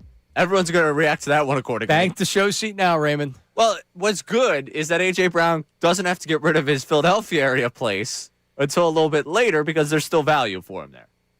It's home. He'll be home for a week. He'll be home for a week. Yeah. Well, so it's here? The preseason game's here? That's a good point. I don't know. I mean, they could do it up I thought they were hosting, but I will give a... They could be. I just don't know that. That was a feel fact for me. Yeah, that was a feel fact. Hosting. Sean Bray's feel fact. Joined. Yeah, I don't like that he's getting credit for the feel fact thing. Can we talk about that? Was that you? While you were gone, I introduced him to the world of feel fact. Oh, so that didn't come from him? No, he liked it so much that he just kind of co-opted it, which I'm cool with us using as a show. But now that it's become the Sean Bray's feel fact, So that was a you thing. I feel a certain type of way. You really are good, man. You bring a lot to the table. I like that. I like the feel back. See, what you'll learn about Sean is that he needs some help with some things, and then other things he doesn't need any help with.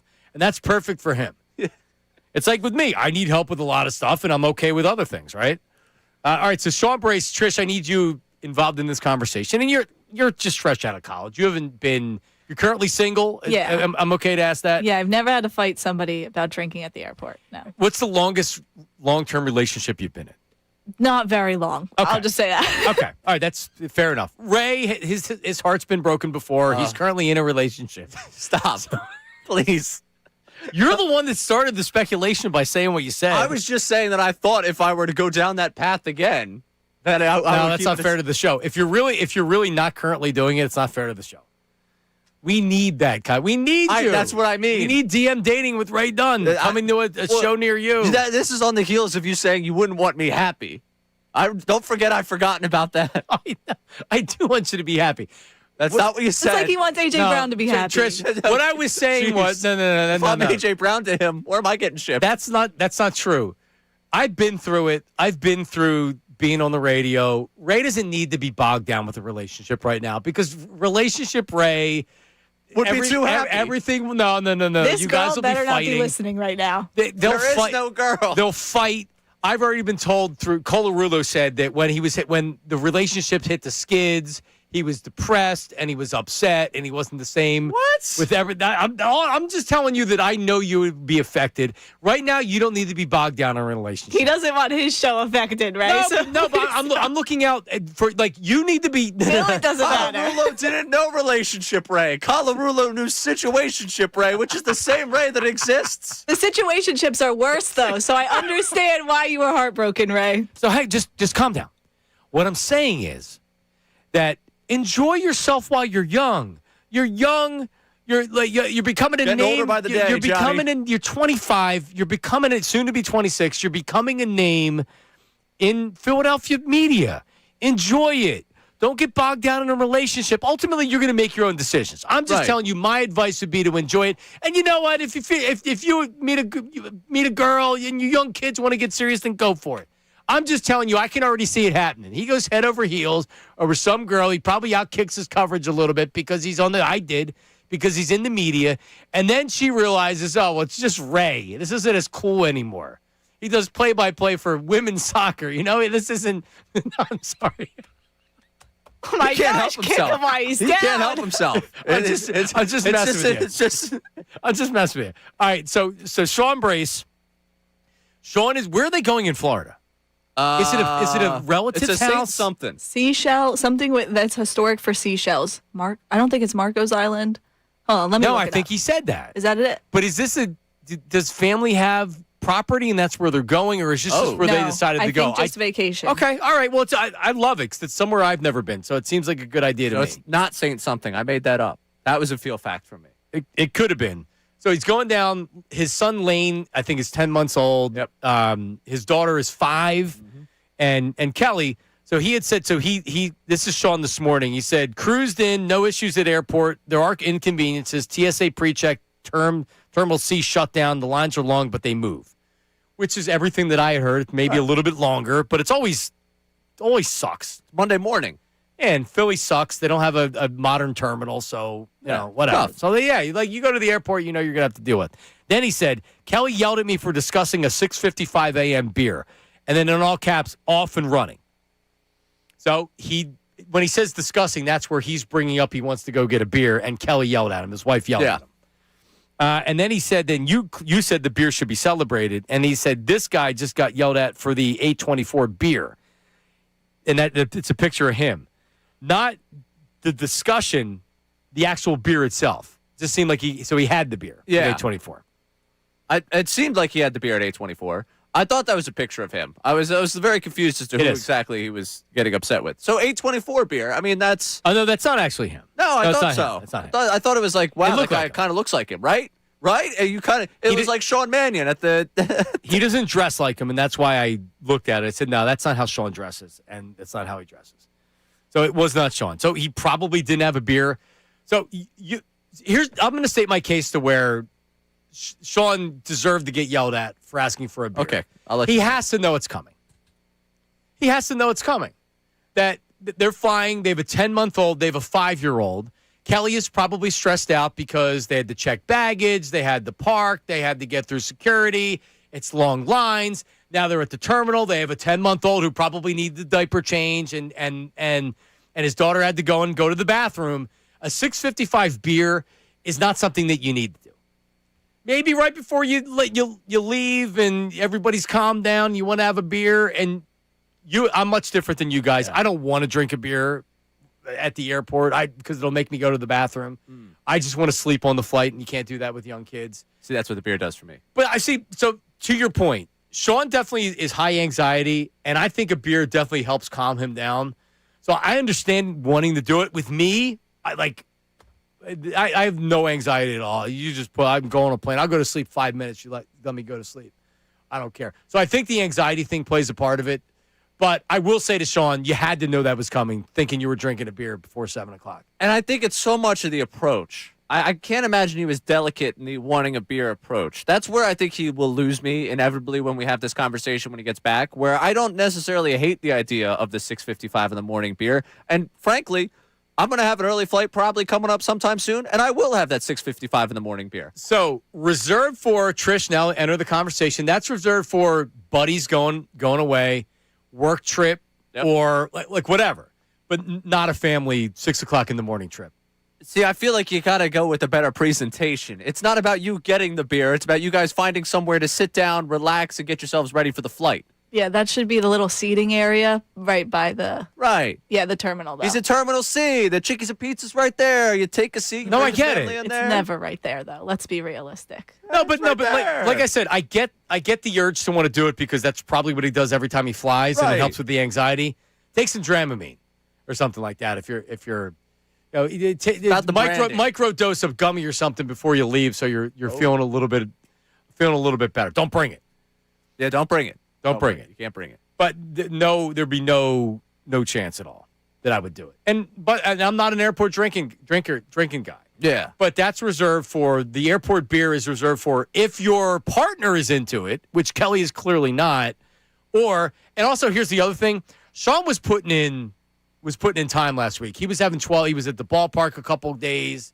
He was working. He put in a long shift drinking and going to the Phillies game and stuff. Yeah, this is probably a little bit of maybe not. It's a family, sort of a family vacation. Maybe not Maybe with the 10-month-old, you don't need to be slugging down a beer. Well, again, it's all about how you package it. If he's not slugging, he's just sipping. And like someone had one beer and it wouldn't have changed anything other than it probably put him more at ease. Put it up on Twitter. All right, understandable that Sean was yelled at or something like that. I don't want Kelly to get more mad at him.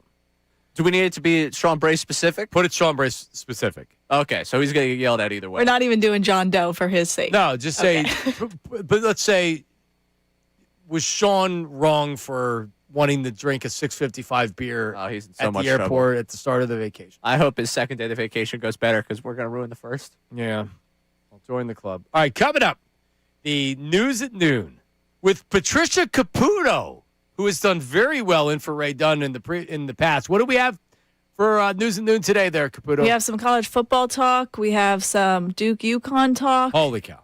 We got some good stuff. All right, that's coming up next. Middays with Marks, 97.5.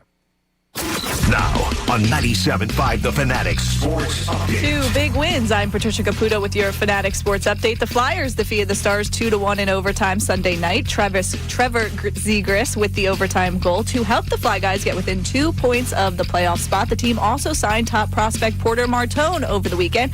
Anthony Sanfilippo joined the morning show and explained the expectation for Martone as a rookie. He's a rookie coming into the NHL, and you want to see him develop nicely in a situation where he's gaining experience playing at the NHL level. Yeah, these games matter, but let's let him develop slowly.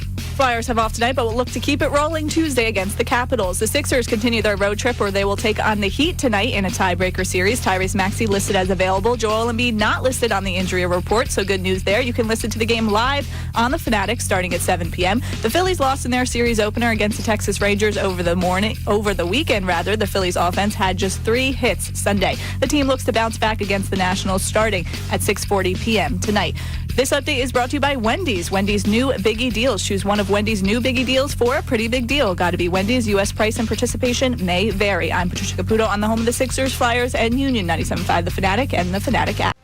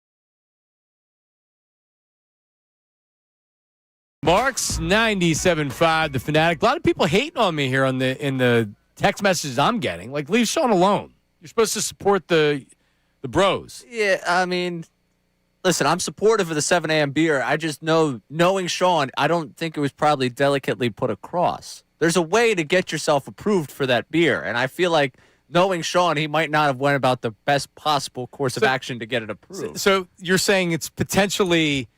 She's saying, I have to go change lane. I have to take her into the bathroom. Oh, I'm going to go grab a beer while you go in there. Kind of, yeah. It's kind of like, if you heard him just say it that way, could you not picture that back and forth happening? Where he's like, yeah, I'm gonna go sit down at the Chickies and Pete's. Come on down and meet us there. Well, let's remember, he was they were arguing in the morning before work, and he tried to smooth it over by going to the bar at 3 o'clock to watch tournament games. To be there till 3 o'clock in the morning. He's the gift that just keeps giving, Sean. Really? All year long. But that's what I'm saying with you. We can't have you in some boring relationship that neuters you. See, I don't think I'd become boring. Yeah. Like, the stories would change. Obviously, it's not like, it's not like, oh, look, Ray was talking to so-and-so and this and that, all of the third. Do we really need relationship Ray stories on the air? I don't know if I do just yet. I don't think he would say it, though. He's keeping it a secret. But nights out, I don't think, like...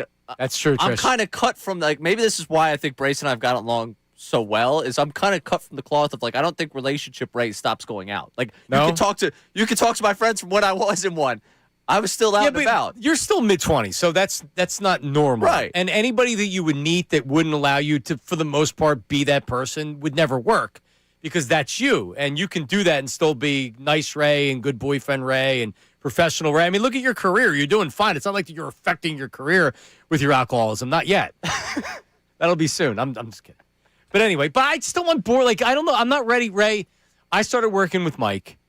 And I was older than you, but still, and I was single John for a long time.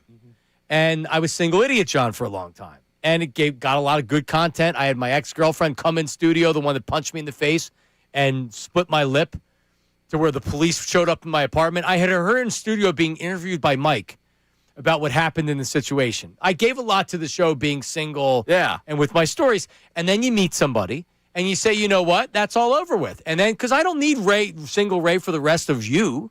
Yeah. I just need single Ray for 18 months.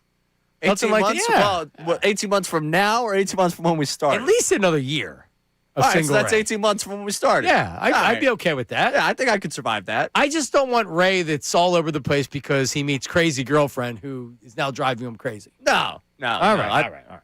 Yeah, I got a lot of weddings in the next year, so I'll probably be able to keep the single Ray thing for a little while. Okay, I like that in this conversation, there's no chance that she's normal. It's like Ray No, she could be normal. must date someone. If she's normal, that's probably what leads to boring Ray. Right. I guess so. You know? Yeah. Like that's boring Ray. We hope that's the idea here. I don't want to upset Ray. I want happy Ray. Yeah. I don't know if I'm going to get happy Ray. No. I need single Ray for 12 more months. Right? Yeah, but I'll forbid Trish. I'll forbid any serious relationship in the next 12 months. Well, Sign the contract, guys. Now it has to be in secret. Now you guys see. They see what I'm dealing with. 12 o'clock hour of the program brought to you by Service First HVAC. 0% financing for 48 months, rebates and tax credits up to $4,300 when purchasing a heating and cooling system. Learn more. ServiceFirstHVAC.com. News at noon. It doesn't matter what comes in the world of sports. The news at noon with Ray Dunn. Bad Athlete Podcast, angry college coaches, innocuous and random topics. The news at noon with Ray Dunn. The news at noon with Ray Dunn. The news at noon with Ray Dunn. I like that one. That's good. That's a newer one. Yeah, I like that one. Every time I get shocked about, like, am I pressing the wrong button? It's new again. But I'm happy. That was a good one. Okay, let's get started talking about the Phillies. First off, Ray, I'm not trying to blame all of this on you. But Andrew McCutchen had a pretty good weekend. Goes 2 for 4 on Sunday. 2 runs, includes a home run. Saturday, hits that RBI double. On Saturday, I don't know if you recall talking about Bryce Harper. And then you mentioned, like, it's not Bryce Harper's still elite. It's not like Andrew McCutchen going up at the plate and you're like, oh, that guy's still playing. He's still doing well. I don't know if he was listening or if he likes your Saturday content. Uh-oh. But it seems like he was. But with that being said, Phillies fans were not so happy with his outing, and he had just the perfect response. Did not call you out, Ray, but had the perfect response to this one fan. Take a listen. We mentioned everything he was hitting apparently in spring training. He was hitting hard. And You gotta be kidding me. I'm sorry. I'm sorry. He's saying, I'm sorry. So, what were you saying on Saturday? So on Saturday, that's the sound I want. Yeah, so we cut that. We played Jason. Well, we played Jason Worth talking about Bryce Harper best years in front of him, and I made the point of like, all right, I went and looked at Jason Worth from age 33 to 36, and it's like there were injuries there, but he still was a productive player. Yeah. And I said, Bryce Harper's not at this point where it's like, I don't know, you go down to the ballpark, and for me, watching the Rangers on Thursday, batting cleanup, a guy I love and appreciate, Andrew McCutchen, walks up. It's like, wow, this guy's still in the league. Right. So actually, it is kind of my fault for this weekend. No, I'll actually wear that one because I meant it with all dear love and respect for the fact that McCutcheon's still out there. Like yesterday, I got bored at the game. I'm going through game logs of 2009, trying to figure out if he matched up with Carl Crawford. And he did, but it was like 2013. It was like the stat became a lot less fun. But I was like, wow, it's amazing he's still playing. But I did kind of do it as kind of a dig at like, wow, he's old. Right. And Bryce Harper's not. Right. And then Andrew McCutcheon had the weekend he did. And Bryce Harper had the weekend he did. So that's on me. I put too much pressure on Bryce. And I gave Andrew McCutcheon bulletin board material. How about that? All right. Let's do it. All right. So that means hopefully next weekend Phillies can regroup now that they don't have to face the big bad Andrew McCutcheon. Anyway, moving on. Duke versus UConn. UConn wins big, and now the Duke radio announcer, David Shoemate, is catching some major slack for what he said during that call. Take a listen, and then we'll further explain. Stolen by Connecticut. 2 seconds. It's Mullins up top for the win. Oh, he hit it. With 0.3 of a second to go. Malachi Smith ran off the bench. That should be a technical. But with 0.3 of a second to go, Connecticut has the lead, 73-72. Now, the problem here is Malachi Smith did not run off the bench. He was on the court playing at the time. Part of the game. So, I'm not going to come to the defense entirely here because Malachi Smith being on the floor, probably something you should know there. Their bench did come out onto the floor. Sure. They did have coaches and players on the floor. And if you go look at, and you didn't see this at the moment, Dan Hurley in the face of the official, there were like a couple of there, like letter of the law. You never want to like stump for Duke and like get Duke a technical Yeah, you foul. could have very easily called. You could have gotten a technical in different ways. So I understand he's emotional in the moment. He drops into it. He's like, that's a technical foul. Problem is, you've now become the main character of Duke losing, and that's tough. Yeah. Totally agree. Yeah. Like, been there before. Season's coming to an end. You're upset about the season coming to an end, and it's like, I can't believe this went against us. And then you think about it later on, and it's like, all right, you did put yourself in that situation for that thing to go against you. It's really not the official's fault, and you probably shouldn't be pinning it on the official. What a game. What a game. What a game. That was awesome. And we'll get into it in a little bit. Yeah. Right. Oh my gosh. That was amazing. I was sitting next to a UConn fan. Could you believe this? At the bar. Really? Yeah. Oh, man, that must have been something. Oh my gosh. Losing their mind. Right. And Ricky Batata, and we'll talk about Ricky coming up in a little bit. That's a good point. We do have to get to the Ricky side of this. I forgot about this. All right. All right, last one. Saw this over the weekend. The Memphis head football coach, the new head football coach, Charlie Huff, gave a pretty in-depth reason as to why he will not allow his players to listen to music. And within this, there were a few artists that caught some strays, you might say, as well. When the Navy SEALs get ready to go do a mission, they not listening to Lil Baby. When they training to go to war, which we're training to go to war, they ain't listening to NBA Youngboy. So Coach Saban trained us like that. We should be focused on what it takes to execute the next play, not who's on the ox, who's pressing play. I've never seen the military get ready to go on a crucial war mission with NBA Youngboy playing their heads or in the background. I tell the guys all the time, if I got to play music to get you to play the game you love at a high level, we've got the wrong guys.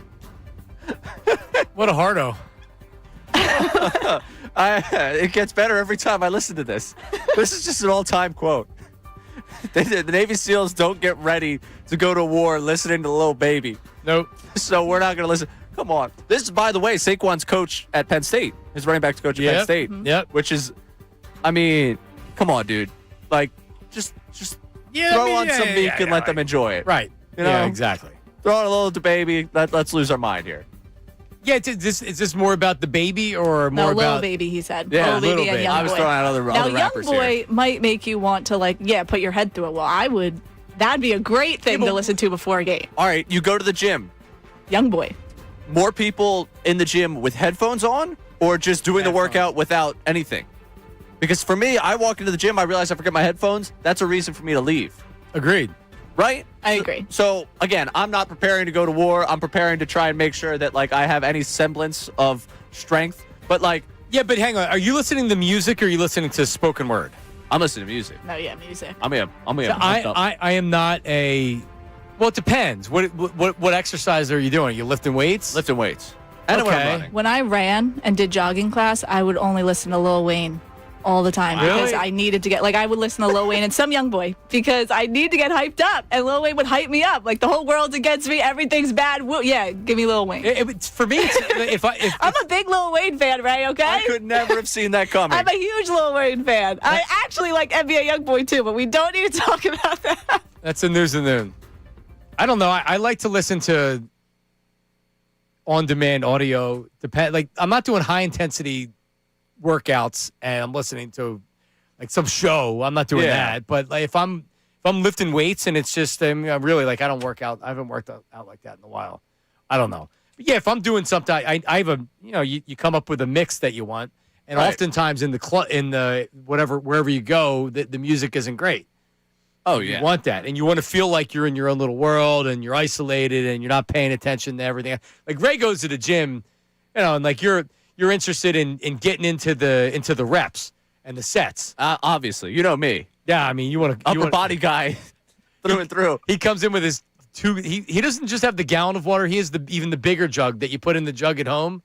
That's how much water Ray drinks. And then when I walk out of here, I take a jug of milk and I'm like, I'm gonna chug this to get ready for the gym. What gym do you go to? I'm on the Retro on Spring Garden. Retro Fitness? Retro Fitness, yeah. Right by where I used to live. Yeah. I lived at I had a condo at 15th and Green, 16th and Green. Right there. 1529 Green. They didn't have that when I lived there. Yeah, it's a great spot. All that stuff just got built up literally after I sold it. Yeah, we have some listeners over there too. Yeah. They definitely haven't seen me in a while, but I do appreciate that at the gym where it's like this is the last place I want to be spotted. And they're 24 hours, right? No, they're not. No. I think the across the street Planet might be 24 hours. Retro is not that. Maybe it was at one point. It's not at this point. All right. That would be hilarious. I just wander in from the 4 a.m. closing time this summer to the gym at like 4:30 in the morning to get a workout in, then come into work. News at noon with Patricia Caputo. Thank you, Trish. All right, so do you want to do the CBS call of let's the do game? CBS call. Because I also could now they do the announcer cam. Yeah, which is awesome, amazing. And Billy Rafferty looked like he died in his seat, like literally had a heart attack in his seat, and he was struggling to say it and believe that this was life. Like he thought he'd been taken somewhere else. So here's outside on CBS. I mean, really, all Duke has to do is either get fouled and make some foul shots, and even then, there's a chance. But Caden Boozer has the ball, and there's two players for Duke in the front court with no UConn players because they're pressing. And all Boozer has to do is get it over their outstretched arms, and the game's over. That's not what happened. Here's how it sounded on CBS. 1 out of 2. 72-70. Duke, 10 seconds to go. Got to cut and run through the ball. Who better than this guy? Get it into Boozer. Back for Sarr. Ahead. Boozer. That ball deflected and stolen by Mullins. Caravan, 2 seconds. Mullins tosses it up. Oh! It's good. We're point 3. UConn goes in front. Utterly impossible. Just gets that utterly impossible out. We're still here. He gives an onion there. Oh. I think he went onions. So it's a great call. Obviously, Iron Eagles, unbelievable. Yeah. He lets it breathe a little bit. But I give a lot of credit to Grant Hill for not saying anything, letting Billy Rafferty say something first, and then he did it. But you could see him in the cam. He's like, they're all just like having a heart attack at what happened. And also for Grant Hill to just appreciate the moment and not have any sort of preconceived notions about which side of the fence he's on when it comes to that game. That was amazing. And what an ending. I mean, the way he nails that call of just like it's deflected, Mullins, yeah, I still have goosebumps from the call in the game. I just can't believe that ending happened that way too. Like, and after Caden Boozer, man, I feel bad for him. He was he was in tears after the game answering the questions, and he did a great job answering the questions. He did. A credit to him for sitting there and being like, yeah, this is horrible. Like, this was probably the last time my brother and I are ever going to play a basketball game together, and this is how it ended. Now, 80% free throw shooter with 2 guys around you, I understand you're trying to throw it ahead. You're worried about that 10 seconds. Your mind's racing in that moment. Man, either take that down, get yourself fouled, then you're worried about a jump ball. But anything you're doing there is going to take time off the clock. The last thing you need is the ball to end up in UConn's hands with a 2-point deficit. And, man, Mullins. Woo. And he said during the timeout that Shire had said, whatever you do, be strong with the ball. And he said, I wasn't strong enough with the ball. And he's right. And he also said he's just like, I just cost my team the season. Yep. And my heart just breaks for the kid. Right. So then I get to we go back to the Duke call to play. And to me, yes, you did in that moment cost your team the season. I would argue blowing a 19-point lead overall blows the season. Correct. Like, I get it. You win that game, you're in a good spot. Maybe I'm not sympathetic to Duke because I had UConn in the bracket. Feel pretty good today. But to blow a 19-point lead. We talked about Davis was losing his job at UNC over blowing a 19-point lead to VCU. I get it. It's UConn's number 2 seed. We're talking apples and oranges here. But that's a bad one. That's a really bad one. Yeah, it sure is.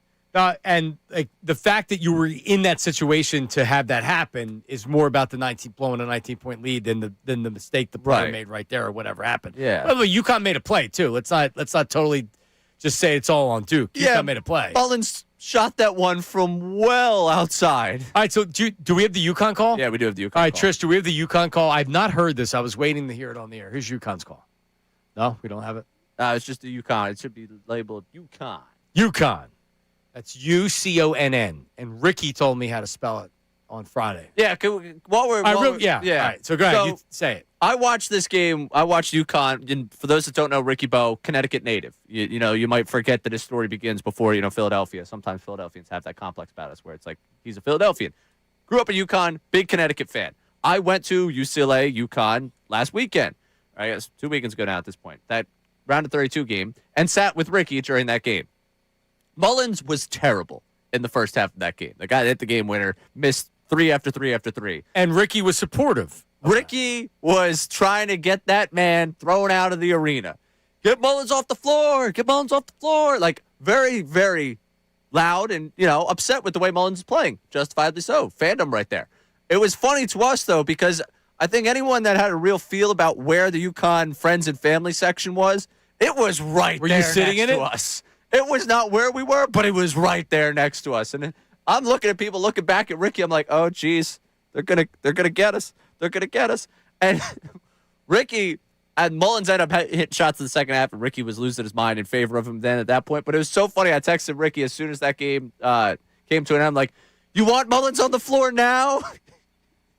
And he hit me with a holy belief. Yeah. What a shot. What a shot. What an ending for that game. But yeah, Connecticut fan Ricky Bowe was anti-Mullins there for a half, and now I think might go out and buy a Mullins jersey at this point. And what about the program Dan Hurley has, I mean, geez, man. I saw that clip circulating of him at Villanova a couple years ago where he said, you better get us now. The man called a shot. The bravado there, you can hate him for all he is, and he's certainly a character. He's a lot. He wins. Dan Hurley, he wins. All right. Was Sean Bryce wrong for wanting a 7 a.m. airport beer to start his family vacation? 87% say no. All right. That's a start. Should Ray be allowed to be in on the Sixers? And that's 53-47. Yes. All right. I mean, yes is the correct answer. I understand that, live in a day and age, people don't agree with me, but not a lot of votes. We need to get the Fanatic account to retweet these. Please. I see you retweeted it. I retweeted, but with the dumbest question of all time, and I thank you for that. It is by far the dumbest question of all time. Not everybody can be as loyal and of a fan as I am with the 76ers. Just go scroll the Instagram or scroll the Twitter for one of the polls from last week. Just please, I'm begging you. Or just look at videos. Look at videos that I put out previously. So we got something interesting coming up here that we want to tell people about. There's a certain Eagle put something on their Instagram story. There is. That maybe we'll... Does his name rhyme with A.J. Brown? No. Oh. All right, so we have two things coming up. The GM of the Patriots, Elliott Wolf, was asked about A.J. Brown trade conversations. He actually says something, I believe, in what he said. I want to give it away. I want to do a good tease. But Elliott Wolf actually has an answer about A.J. Brown trade conversations. All right? And then I don't even know what Ray's talking about. I have no idea what you're talking about. Oh, great. That's coming up next. Middays with Marks, 97.5 The Fanatic. Let's talk about my hair for a second. That's right. Morgenstern Hair Restoration. Had somebody that came over my house to grab something over the weekend. It's the guy I just heard 97.5. I had 97.5 on. I heard your Morgenstern commercial. That's right. And then he looked at my hair and he said, your hair really does look great. And I said, that's right. Morgenstern Hair Restoration. All phases of hair loss. All right. So if you're just starting to go bald, maybe you're like, damn, I really don't like my hair. Or maybe you've shaved your head completely. If you want to get your hair back, Morgenstern Hair Restoration is the team that you want to go to, the same team that did my hair transplant, that has been doing restoration on my hair for many years. And I still go to them. I'll say yearly, but it's more than a year, right? Because if you want to maintain what you have, maybe you don't want a hair transplant. Maybe you want to maintain what you have. That's another reason why you go to Morgenstern Hair. Their phone number is 610-831-HAIR, 610-831-HAIR. If you want to keep your hair, if you want to get your hair back, morgensternhair.com. That's Morgan with an E, morgensternhair.com. The most experience and the most success when it comes to hair. You can't argue that. Over 3 decades of experience. 610-831-HAIR, morgensternhair.com. Now on 97.5 The Fanatic Sports Update. 2 big wins. I'm Patricia Caputo with your Fanatic Sports Update. The Flyers have off tonight after defeating the Stars in overtime Sunday night. Trevor Zegras with the overtime goal to help the Fly Guys get within 2 points of a playoff spot. The team also signed top prospect Porter Martone over the weekend. Anthony Sanfilippo joined the morning show and discussed the expectation for Martone as a rookie. He's a rookie coming into the NHL, and you want to see him develop nicely in a situation where he's gaining experience playing at the NHL level. Yeah, these games matter, but let's let him develop slowly. Flyers look to keep it rolling against the Capitals Tuesday. Sixers continue their road trip where they will take on the Miami Heat tonight in a tie-breaking series. Tyrese Maxey listed as available. Joel Embiid not listed on the injury report, so good news there. You can listen to the game live on the Fanatic starting at 7 p.m. The Phillies lost in their series opener against the Texas Rangers over the weekend. The Phillies offense had just 3 hits on Sunday. The team looks to bounce back against the Nationals starting at 6:40 p.m. tonight. This update is brought to you by Taco Bell. New crispy chicken crunch wrap sliders at Taco Bell with nuggets and your choice of sauce inside. One's a snack, more's a meal at participating U.S. Taco Bell locations for a limited time and while supplies last. I'm Patricia Caputo on the home of the Sixers, Flyers, and Union, 97.5 The Fanatic and the Fanatic app.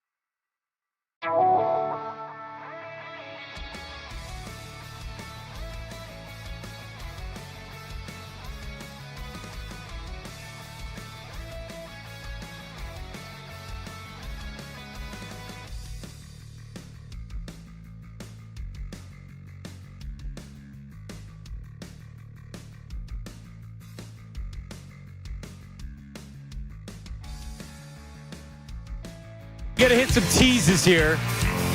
Do we have the audio of so Elliott Wolf is the general manager of the New England Patriots. How he speaks to the media, then all the other GMs also have to speak to the media, and the coaches need to as well. I'm pretty sure he even did Kay Adams today, one Elliott Wolf. Oh, who wouldn't want to? Is this from Kay Adams? Is this from Up and Adams? I think it might be from Up and Adams. I'm not sure. Duts cut it up. Here's Elliott Wolf. He's being asked about the A.J. Brown trade.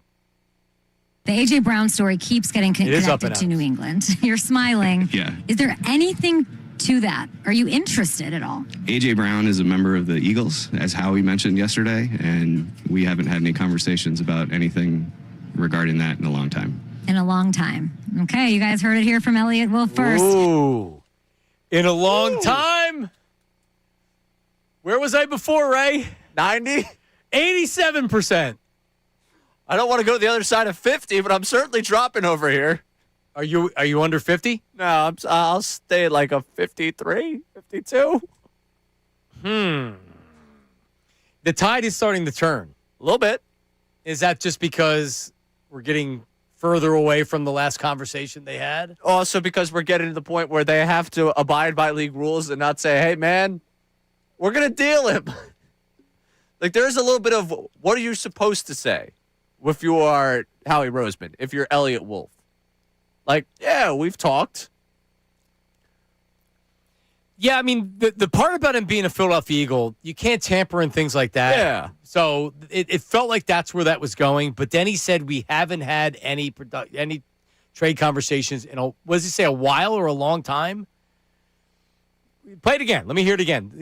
I'll even hear Kay Adams. She does have a pleasant voice. Here's the GM of the Patriots, Kay Adams. Let's dissect this. The A.J. Brown story keeps getting connected to New England. You're smiling. Yeah. Is there anything to that? Are you interested at all? A.J. Brown is a member of the Eagles, as Howie mentioned yesterday, and we haven't had any conversations about anything regarding that in a long time. In a long time. Okay, you guys heard it here from Elliott Wolf first. In a long time. Haven't had any conversations regarding that in a long time. Long time. All right, it's down to 80. Hearing it for the second time. I'm down to 80%. I can't go much lower unless I'm projecting him to stay. Are you projecting A.J. Brown to be here? No, I can't do it yet. We've done too much of this conversation this offseason for me to lose all steam in one day. But okay, let me rephrase. Did it seem like that momentum towards a trade happening when you hear him naturally speak? Does it feel like everything that we know, does it feel like that momentum is no longer there with the trade happening? I hate to sound like any of the insiders, but it kind of feels like June 1st is a pretty big date for all of us, and that at this point, they're not exploring it because they realize cap ramifications are what they are, and that it's not even April yet, and there's 2 months to go before they can actually make the trade. Right. Where at this point, Howie Roseman's not getting anything that benefits his team this season. Like, I guess you could say the draft picks could potentially benefit them, but do they want to? I don't know. This is a trade that, if it does happen, isn't going to happen for another maybe a month and a half. Talks start back up. Right. So he's good at, like, he's telling the truth. They haven't had a conversation in a long time, probably because the last time they had a conversation, they said, listen, let's revisit this. So what's a long time to these guys? Like, a long time in like a week? 10 days. 10 days? If that's a long time, then I believe that I haven't talked in a long time. Okay, me too. All right, I'm back up to 85. Okay. I talked myself out. All right, I was going to say. When it's all said and done, when we get to the middle of May, the draft happens, the draft's over, that's when this is revisited. Maybe they have some discussions around the draft. Ooh. But at this point, the Eagles are saying, all right, well, you're not going to give us what we're asking for, and you're not moving off of that, so we're done this phase of it. We were trying to get it done now. We were willing to take the cap hit, but that didn't happen. So, no, the hell with it. We're just going to wait. And if the Patriots wanted to get back in now just to secure his services, they could probably do it. But they're not in any rush. Yeah, it kind of feels like they're just, all right, yeah, you want to trade A.J. Brown? Eventually, we'll be here to trade for A.J. Brown. All right. We know the possibility exists. We went out and got ourselves Romeo Dobbs. We got Keyshawn Booty. And we've seen Drake May get to a Super Bowl with these guys. So we'll get him when we get him. Or otherwise, we'll plan for another world. I mean, It almost seems like good luck. Good luck having done all this conversation in the offseason with A.J. Brown and then welcoming back and making it all work. Good luck with that. Or you can trade him to us when it's more beneficial for you. I just think right now the whole thing is in neutral, right? Yeah. They're not going anywhere. I don't think they're going backwards. But it's a matter of we're not. We haven't talked in a while. There's no forward momentum going on right now. No, certainly no forward momentum. It does feel like, I forget what weekend it was. It must have been 2 weekends ago. But whatever weekend where the Rams became a thing, and that Friday afternoon, all of a sudden there was a flurry of activity. It kind of felt like the Patriots players were retweeting stuff and liking stuff. Yeah, dudes on dudes. Dudes on. See the dudes on dudes. That's what it was. Yeah, that's what got you up to 99%. Those rats. Yeah, Christian Gonzalez and then Julian Edelman, and I'm sure Gronk has no idea about the social strategy going on, but someone probably for Gronk did something. Yeah. Oh, you don't think Gronk was editing the videos himself? Oh no. I feel pretty comfortable in that one. All right. So what are you talking about with the Instagram story? Yeah. So those that are day oneers remember our conversation about the edge rusher room at the beginning of this show. All right. And how one of us was like, yeah, bring him back. And the other one of us was like, I don't know. Brandon Graham on his Instagram story. 11 a.m. Eastern tomorrow. Press conference from Phoenix, Arizona on future plans. Yep. Now, we break this down. He's in Phoenix? He's in Phoenix, allegedly. He's coming back for one more year. Right? I mean, you don't have a second retirement press conference, right? He's going to have one more year, and he's going to say, this is it. I'm not coming back after this. This is it. He's signing with the Eagles. He gets a similar contract to last year, maybe a little bit, yes, or whatever, and he comes back for the final year, right? Feels like, again, it's a lock. Feels like you can't do a second retirement presser. You get one retirement presser. Like Tom Brady. Remember he did like that video where he was like, I did this retirement thing once. I'm done. Right. Yeah. And then he tried to come back many times after that. He's still trying to come back. He's still got the itch. Yeah, he does. Jordan over the weekend was talking about how like he's got the competitive gene. It's never going to leave him. Which is like, I could see that. No, Brady. The Brady admitted that he asked the league about going back, and they said they weren't a big fan since he was a minority owner of a team. I don't know why that would have been a big deal. What do you mean? He's a minority owner. Why couldn't he play? Because he's benefiting monetarily from one team, and then he's getting paid by another team. If I had for the Raiders, I'm assuming. Well, then in that case, how's that work with the salary cap? Are we counting him as we get a free quarterback because our minority owner happens to be Tom Brady? But you could also you could pay a player under the table if you wanted to. Yeah, like ultimately, is he making more money because he's playing? So what? He's broadcasting Fox. It's a direct conflict of interest. And I've been against that too. So let him play for his franchise. If he was playing for a different franchise, no way. But then how do we deal with the salary cap ramifications here? He gets his salary. What's his salary? Whatever they pay him. I don't know. Because if I'm the minority owner of the Raiders, I'm going to say, well, I'm going to make money as a minority owner of the Raiders. You might as well pay me $10. Then, okay, you pay him the minimum. Okay. So what?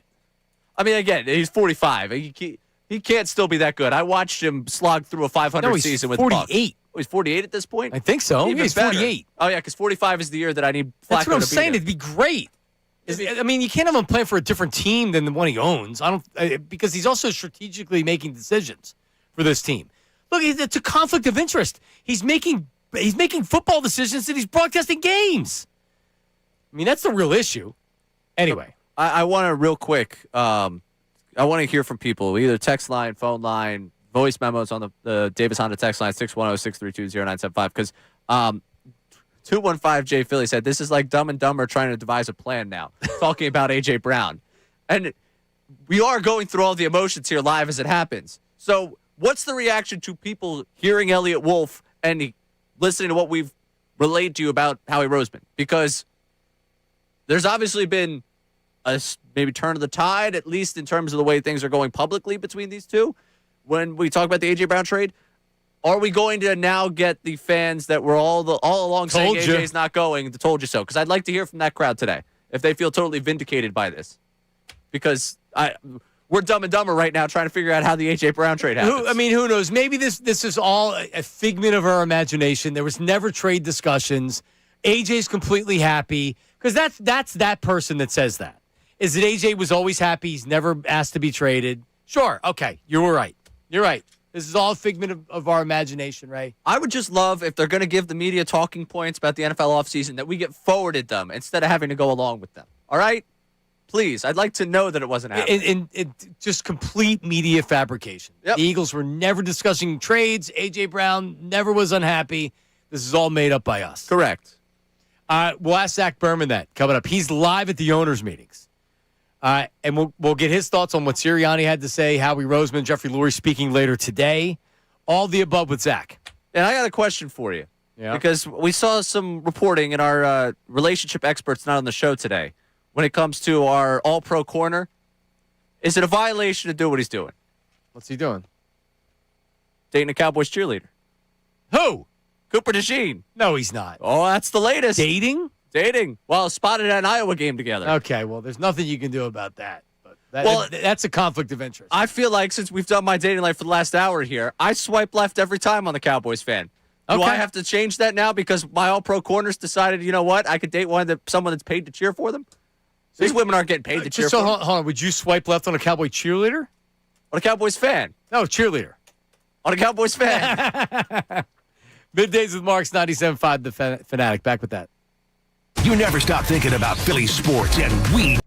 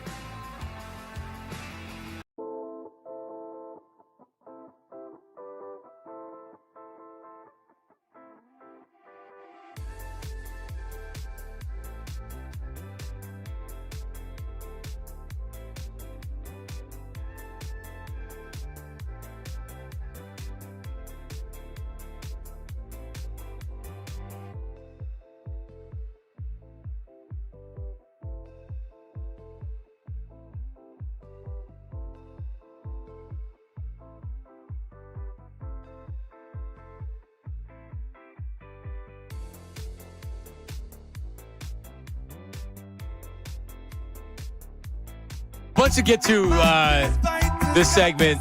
Zach Berman live from the owners' meetings. The latest on the Eagles. That's coming up. And we also have a 76er game tonight. And a Phillies game tonight. Can they get off the schneid? I've been upgraded in my tickets. You've been upgraded? Yes, because I've got the ballpark pass for April. So I'm. Just I don't know how standing that room works. Well, it's someone texted me. See, this has been a running bit since I've been here. I try to go to as many as I can because I'm the idiot. That's what you do. City. That's just kind of my thing. Last year, a little disappointing in terms of the numbers for me, in terms of making it to games. Feel like I got to step up my game this year. You're 3 for 3. Yeah, which is why I got the ballpark pass. But now it's become such where people, if they have an extra ticket, tend to like, hey, Ray, you going to the game tonight? Do you have a ticket to the game tonight? And sometimes I do have a ticket to the game tonight, but I get offered a better ticket for the game tonight. And that has just happened in the last hour here. So I'm looking forward to that. Look at you. I have the ballpark pass too. It's called a credential. Whenever I want to go, I just email the Phillies and say, "Hey, can you put me on the list?" Right? Yeah. I don't have a season pass because it's not. I don't even think we apply for it or I apply for it because I don't go down enough. Right. That's why I don't. People are always like, "Why don't you get the season pass?" It's because I don't think I would use it enough to justify it. Now, obviously, going to the first 3 games of the season. Yeah, you would. I think you would use it enough, but Yeah, yes. But I was, people take care of me. I'm good. All right, can we do have a voice? We have a voice memo on Sean. So Sean Bryce he's in Florida this week. So at the airport this morning, he was trying to drink a 6:55 a.m. beer, and he got yelled at. He also when did he let us know he got in? He got in at all right. So he said it's 7:38 that he reported that he got in with no issues, but 6:55 he asked for a beer and he was yelled at. So here you go. Here's a voice memo. Sean Bryce did exactly what you're supposed to do on vacation. Everybody's probably getting on each other's nerves. If you travel through an airport with your wife and kids, So have that beer, have a shot. Don't get too tanked. Enough to just take a nap on the plane.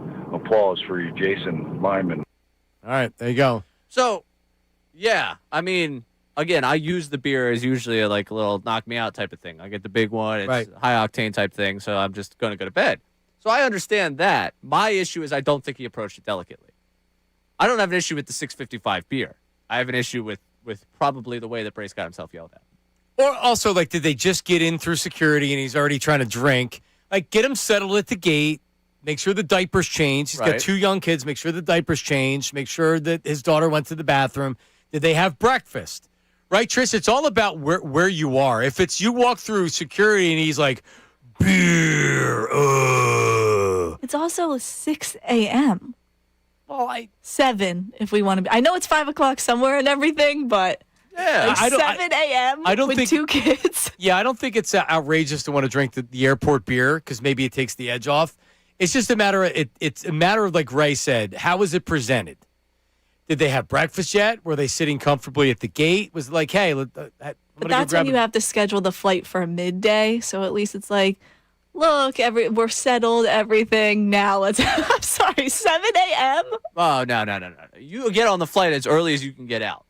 If I agree, but I'm talking about the beer scenario specifically. If you're alone, that's one thing. Have a beer whenever you want. Think about the trip, though. If he doesn't have the beer now and all the travel they got to do, he might not have a beer until 4 o'clock this afternoon. Right, it'll be you'll have to wait a whole day. Right. So I'm saying there'll be nothing else for them to do on the trip. I purely think drink on the plane though. Don't they have that option or no? But then you got to. Yeah. Did you have to pay for it or something? Yeah. Is it different? You got to pay for it. It's a whole pain in the. It's easier. No, but having a Selection. beer, going to Chickies and Pete's in Terminal C and having a beer before the flight, there's no issue with that at all. It is a family vacation. You have to keep that in mind. So look, here's the only thing I said about the whole thing. You had to expect you're going to get yelled from your wife. He had to expect it. That's all I'm saying. If he's shocked that she yelled at him because he was asking for a 6:55 beer, then I would say I don't know what you're thinking. You had to know that was coming. Yeah, and again, that's why I'm so in on the delivery of the conversation, and that the text line is. We've got some people with similar experiences here. I had morning beers before a Disney trip. My kids were little. It did not go over well with my wife at the start of the family trip. I can understand that. Bryce's mistake was not buying the missus a beer before he asked for the beer himself. I don't think that Kelly was going to be all about grabbing the beer before he grabbed the beer. I think maybe he didn't. And then Matt Marlton hit us with the classic one, can't drink all day if you don't start in the morning. You offer your wife at least a coffee or, hey, do you want a beer, something before you go down the path of getting that beer. Yeah. I'm willing to bet that Sean had one thing on his mind when they got through security, and that one-track mind might have been what tripped him up in the end here. Yeah, no, I don't think Kelly was interested in drinking a beer that early in the morning. I think she was trying to get through the flight with a 10-month-old. Again, you have to remember, like having 3 kids and now my oldest is 4. I understand what what it is going on a plane, right? Especially with the young kids, it's not fun. Yeah, be on plane, especially a 10-month-old. The only perspective I can bring here is annoying a woman that you're traveling with, and I could say that it's about how you deliver that conversation. All right, so Cooper DeJean was at the Iowa game with a Cowboys cheerleader. Has that been confirmed? That's what the internet was saying. That's there was a picture of Coop. They identified the woman next to him as a Cowboys cheerleader. That is what we got from the internet yesterday. Sean Bryce was first to report it to our group. He certainly was, and she's lovely. I wouldn't. You know what I would say, Ray? It's the off season, and if it's during the season and he's still quote unquote dating this Cowboy cheerleader, I would think differently of it. The odds of him still dating this girl in the offseason and her being a Cowboy cheerleader, I would say, are close to 0. Well, I was at a bar that had WWE on Friday, and I was like, oh, look, it's Nikki Bella. It's like, remember when that was a story? That story is gone entirely. Yeah, as someone put on social media, it's just like, he's on a run right now. Cooper DeJean's on a run. He's been seen with a lot of beautiful women, and he's a single young guy, and he's entitled to do that. Yeah, absolutely. Yeah, everyone, as long as everybody's happy, you're fine.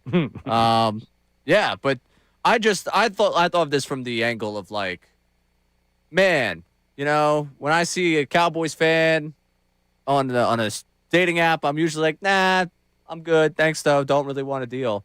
Like, now I see this guy's dating a Cowboys cheerleader, and it's like, all right, well, if my all-pro cornerback is cool with it, then I guess maybe I should open my mind up a little bit. Where's the McCarthy laugh, the long one?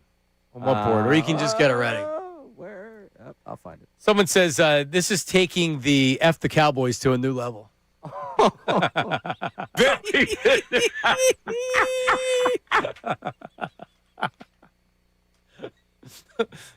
Leave it to Coop. Leave it to Coop. Leave it to Coop, man. Coop has had enjoy it. Yeah, enjoy it, ooh, man. This kid, I can't believe that we spotted Big Dom around the city this weekend with all the movement that Coop's had over the last. He probably has his own spotter at this point. Coop probably has somebody that just follows him around to make sure he stays out of trouble. I mean, I'm sure all those short points this summer are just jonesing to find out that Coop's ready to come back to Philadelphia. Yeah, you just wait. All right, coming up. By the way, we will give the Flyers their proper respect. Maybe not even proper respect, but we will respect the Flyers. Yeah, because they're on a run here. Good weekend. Good weekend. They have a young stud prospect that's going to be debuting for them soon. So that's 1 o'clock hour. But coming up next, live from the owners' meetings, is Zach Berman. The latest. Nick Sirianni spoke. Howie Roseman spoke last night. Jeffrey Lurie is going to speak. Has momentum for a potential trade of A.J. Brown? Has it stopped or has nothing changed? Zach's coming up next. Don't go anywhere. Middays with Marks, 97.5. Now on 97.5 The Fanatic Sports Update. 2 big wins. I'm Patricia Caputo, and this update is brought to you by Morgenstern Medical. This month at Morgenstern Hair Restoration, they're including a free Alma TED treatment with your procedure. That's $1,000 value free. Call 610-831-HAIR or visit morgensternhair.com. The Flyers have off tonight after defeating the Stars in overtime Sunday night. Trevor Zegras with the overtime goal to help the Fly Guys get within 2 points of a playoff spot. The team also signed top prospect Porter Martone over the weekend. Anthony Sanfilippo joined the morning show and discussed how soon Martone could be on the ice. He will play tomorrow night in Washington. Barring anything happening with fails a physical or some kind of paperwork goes awry today, I expect he will play tomorrow. The Sixers continue their road trip where they will take on the Heat tonight in a tiebreaker series. Tyrese Maxey listed as available. Joel Embiid not listed on that injury report. You can listen to the game live on the Fanatic starting at 7 p.m. The Phillies heading to Washington after losing their series opener against the Rangers over the weekend. The Phillies offense had just 3 hits Sunday. The team looking to bounce back against the Nationals starting at 6:40 p.m. tonight. This update is also brought to you by TextNow. Some people still pay $100 a month for phone service. TextNow gives you 5G without the 5-figure commitment. Unlimited talk, unlimited text, unlimited freedom to switch things up. Try Text Now today. I'm Patricia Caputo on the home of the Sixers, Flyers, and Union 97.5 The Fanatic and the Fanatic app.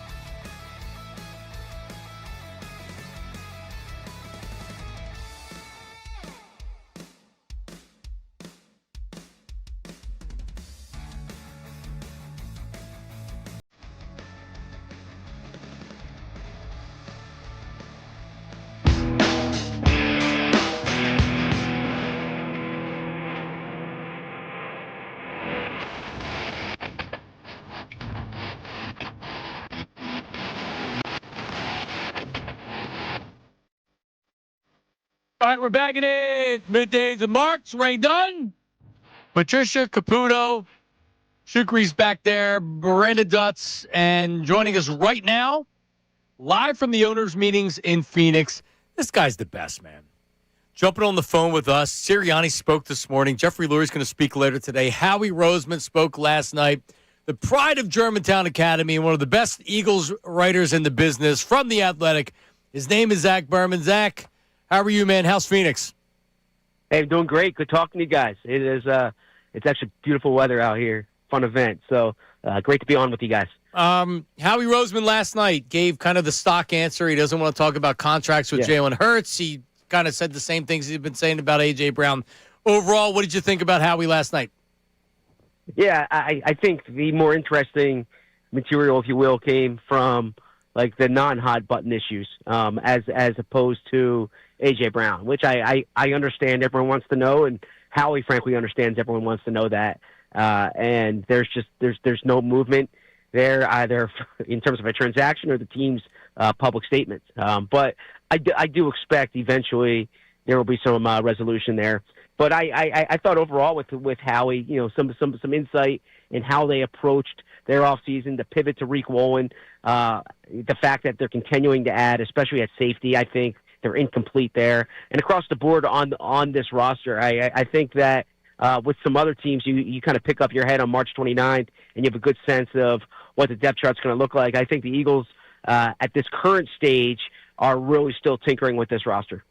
Yeah, I mean, as far as edge rush, I see that that they spoke of that the Vikings GM spoke about the potential for a trade of their edge rusher that has been connected with the Eagles, and they essentially said like, no, he thinks he's going to be back.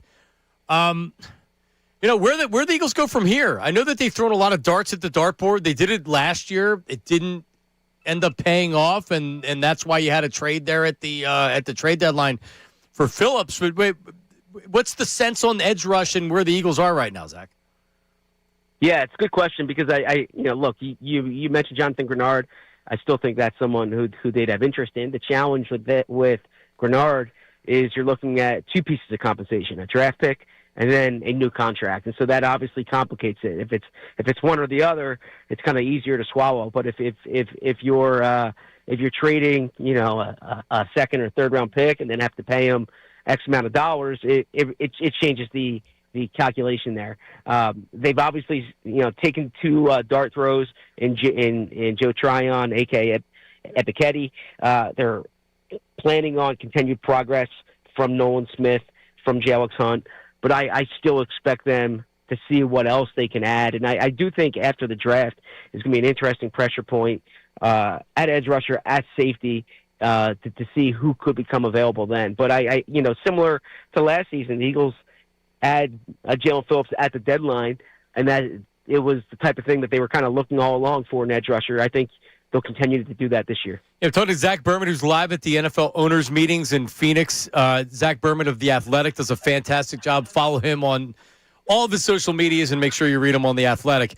All right, so I gotta just to end the A.J. Brown conversation, at least for the owners meetings. Elliot Wolf spoke on Kay Adams' show. He said they haven't had a conversation about A.J. Brown in a long time, and he said he's a member of the Philadelphia Eagles.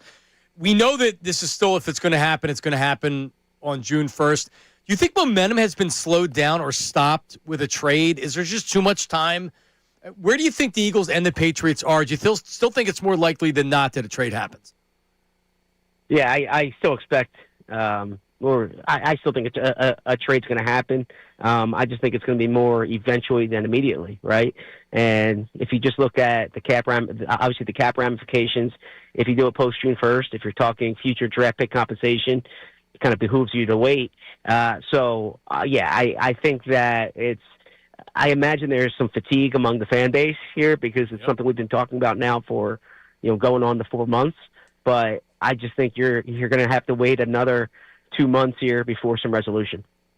Now, going a little bit to that, I saw that Jeff McLean had asked about him showing up to off-season events. Do you think that there will be an A.J. Brown appearance at OTAs? If we're talking about June 1st, is this going to be does he show up? Does he stay away? And how does that kind of impact, the way they're going to look at, I guess this entire off-season going up ahead till June 1st? Yeah. So obviously Nick didn't answer that.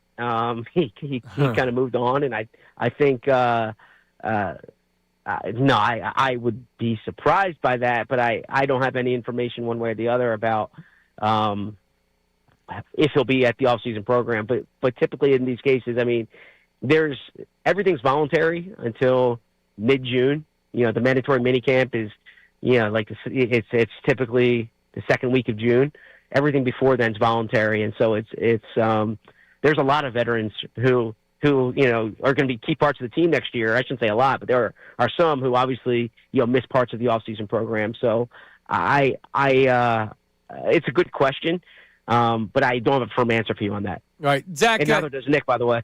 Right, and you know what? I mean, things can change too, right? Just because I think a lot of people still expect the trade to happen doesn't mean by the time we reach the middle of May or entering June 1st that we're going to feel the same way, or you may be feeling the same way, or who knows? Maybe AJ decides maybe staying in Philly isn't such a bad idea. So I guess that'll work its way out.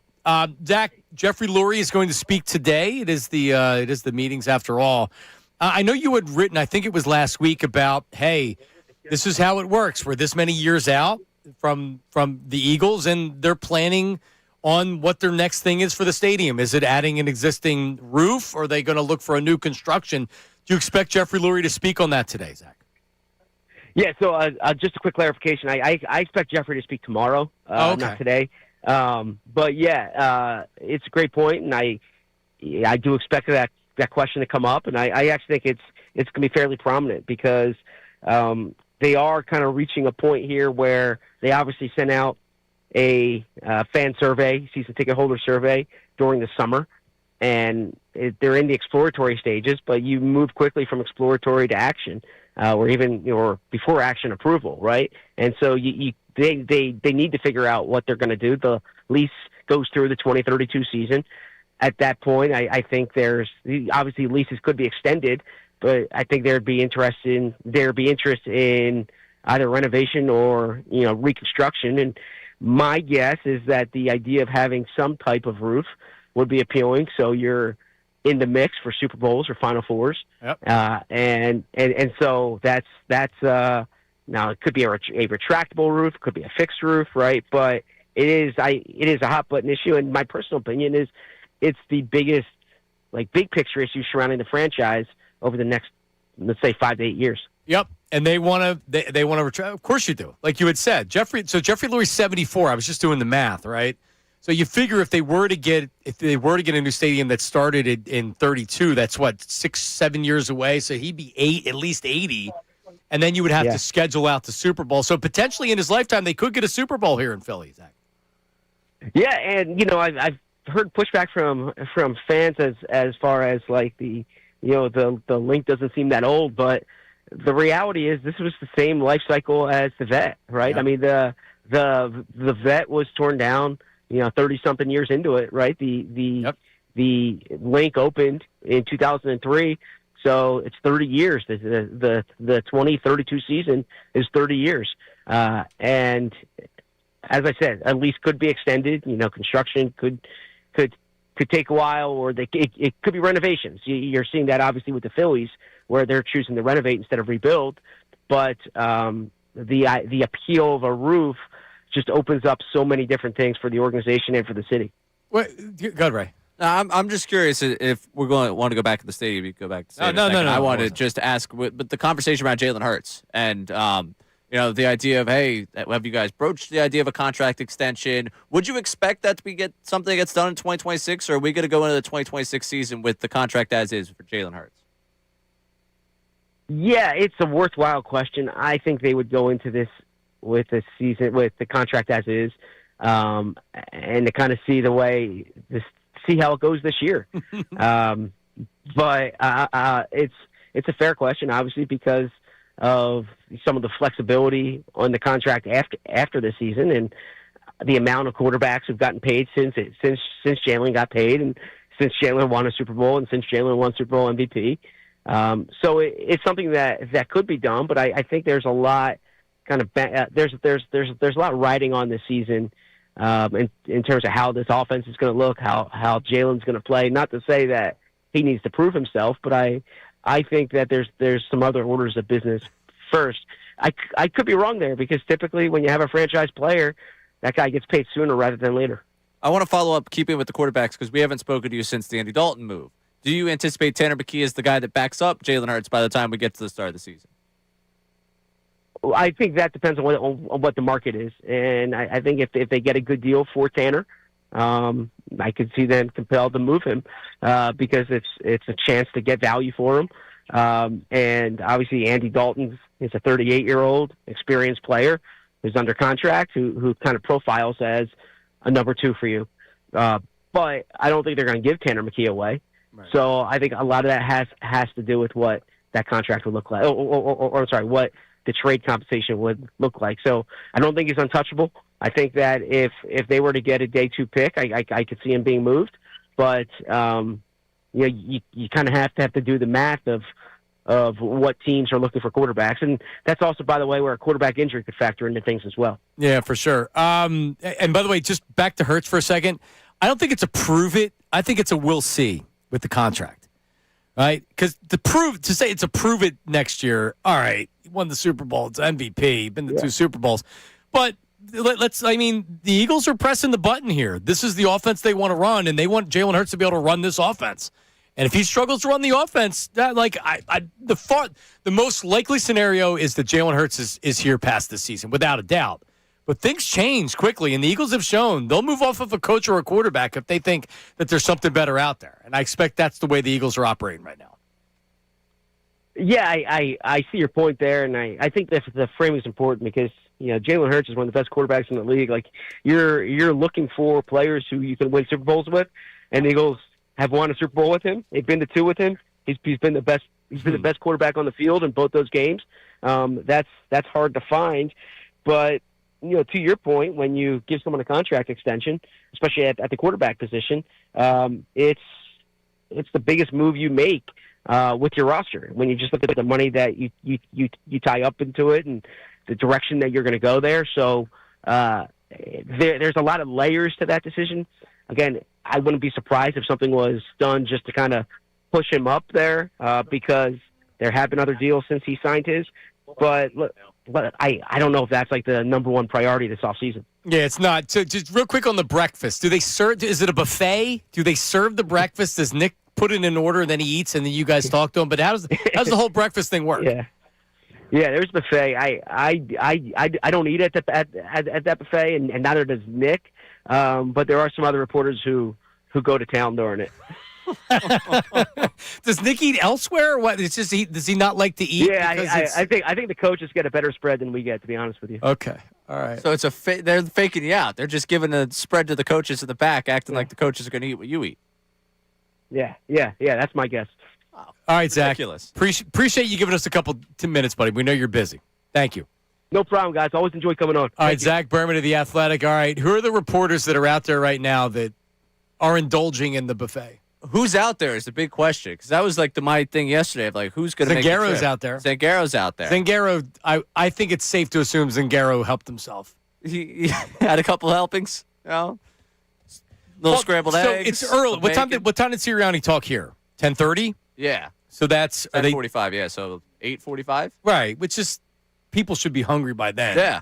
But do you wait until after and then you eat? Because for me, I would have to eat significantly before. But it could be picked over by then because I imagine other coaches are going at the same time. Good point. I mean, they said there was a crowd forming 70 minutes before Sirianni spoke because everybody wants to get in there and get there. They want to get their seat. I'm curious if McManus, the type of guy that would go out there and pick out a little bit, get himself a couple of servings. Because the interesting thing with McManus, I got the first hand account of watching him at March Madness, and I went to that media area a couple of times. I never saw him make his way into the hospitality area. I would think the professionals aren't interested in eating. They take care of that beforehand. You, on the other hand. I was interested in eating. Yes. For sure. Absolutely. Those chocolate chip cookies they give out there at the Is that what you're eating? Mobile Arena. I had a couple of them. Yeah, I'm not above admitting it. I probably had more than my fair share. Well, what he said, it was he still believes that AJ is going to get traded. It's just a matter of waiting another 2 months for it. Sick. Love it. Good stuff. Really, really great. Yeah. Awesome. Love it. I said D Gunn though this morning with the morning show was defiant that A.J. Brown wants to be traded. He said he doesn't. Flat out said he doesn't want to be traded. Which is, it gives fuel for you people are making stuff up in the media. He's never said he wanted to be traded team. And so you know what? To those people, because I want A.J. Brown to be an Eagle, I hope you could dunk on us by the end of the summer. I really hope. I don't believe it's likely. That'd be great outcome. if he was back. Yeah. Until it's not. Nah, it's great. It's great. They won a Super Bowl with him being unhappy. No, to that point, they're a better team with A.J. Brown than a first-round draft pick. Correct.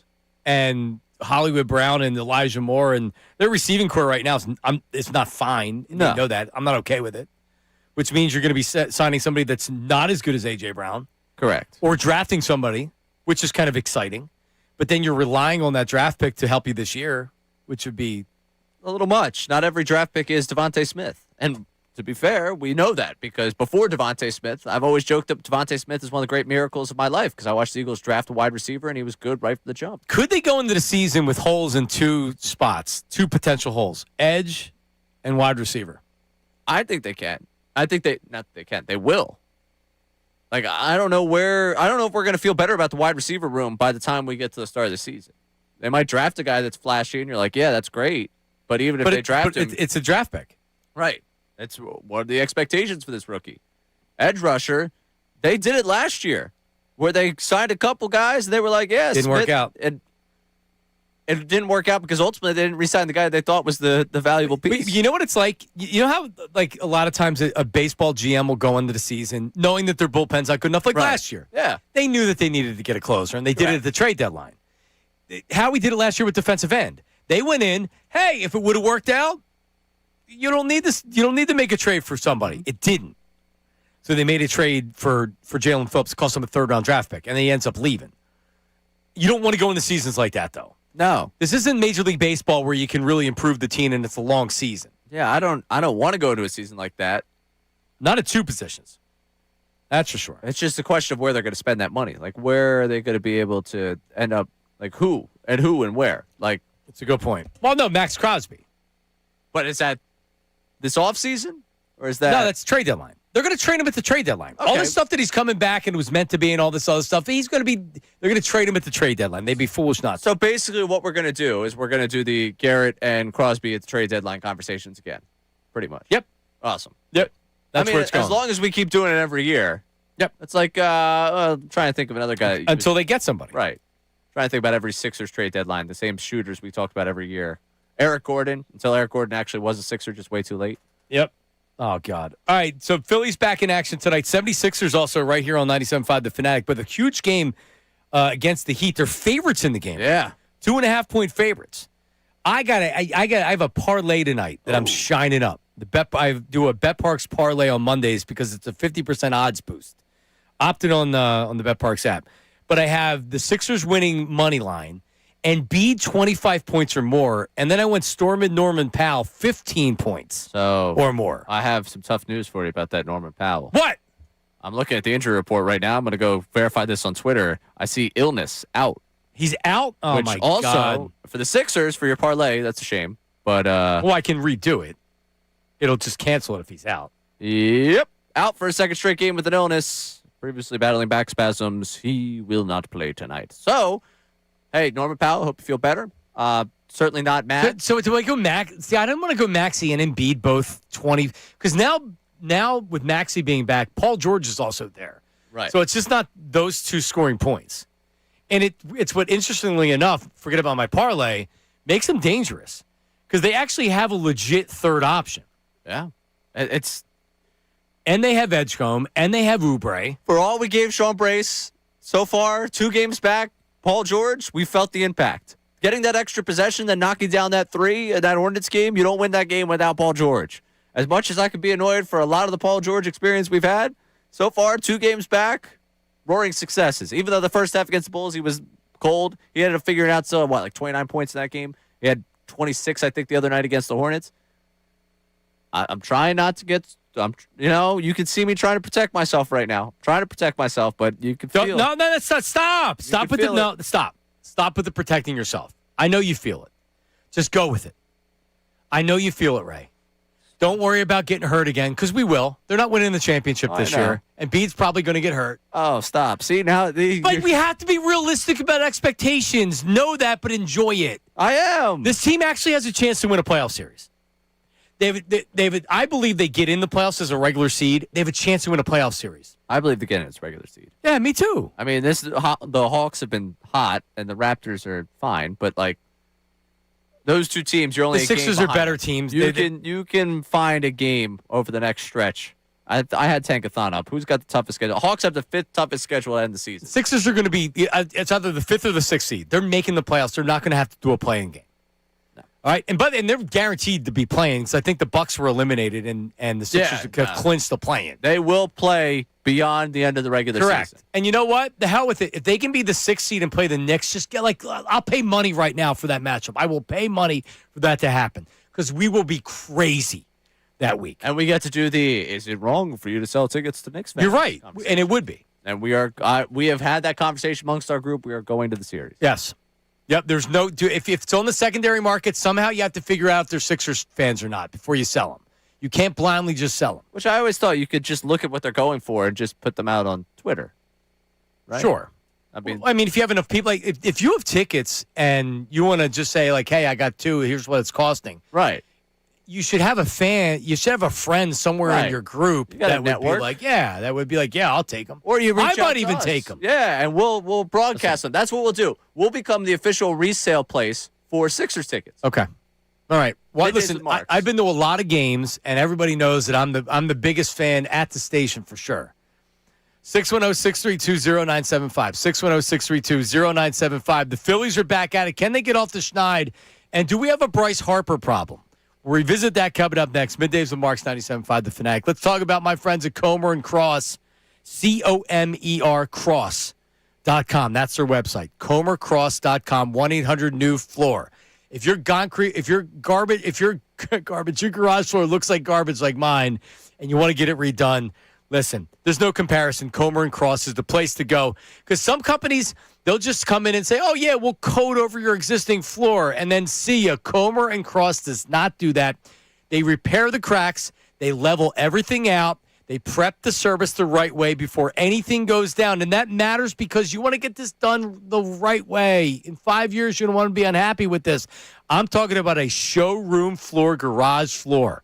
Because when it doesn't look good and it looks like crap, the whole garage looks like crap, right? So you want a showroom floor in your garage that's built to last, no chipping, no peeling.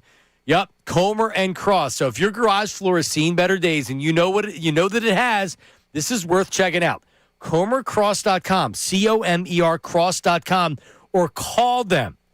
They'll explain everything to you. Check it out. No subcontractors, a fully trained crew. They walk you through the entire process, and in most cases, they're in and out in just one day. 1-800-NEW-FLOOR. 1-800-NEW-FLOOR. ComerCross.com. Now on 97.5 The Fanatic Sports Update. 2 big wins. I'm Patricia Caputo with your Fanatic Sports Update. The Flyers have off tonight after defeating the Stars in overtime Sunday night. Trevor Zegras with the overtime goal to help the Fly Guys get within 2 points of a playoff spot. The team also signed top prospect Porter Martone over the weekend. Anthony Sanfilippo joined the morning show and explained the expectation for Martone as a rookie. He's a rookie coming into the NHL, and you want to see him develop nicely in a situation where he's gaining experience playing at the NHL level. Yeah, these games matter, but let's let him develop slowly. Flyers look to keep it rolling Tuesday against the Capitals. Sixers continue their road trip where they will take on the Heat tonight in a tiebreaker series. Tyrese Maxey listed as available. Joel Embiid not listed on that injury report, so good news there. You can listen to the game live starting at 7 p.m. on The Fanatic. Phillies heading to Washington after losing in their series opener against the Rangers over the weekend. The Phillies offense had just 3 hits Sunday. The team looks to bounce back against the Nationals starting at 6:40 p.m. This update is brought to you by the Crohn's and Colitis Foundation. The Crohn's and Colitis Foundation has led in inflammatory bowel disease research and care for over 50 years. Learn more at crohnscolitisfoundation.org. I'm Patricia Caputo on the home of the Sixers, Flyers, and Union, 97.5 The Fanatic and the Fanatic app.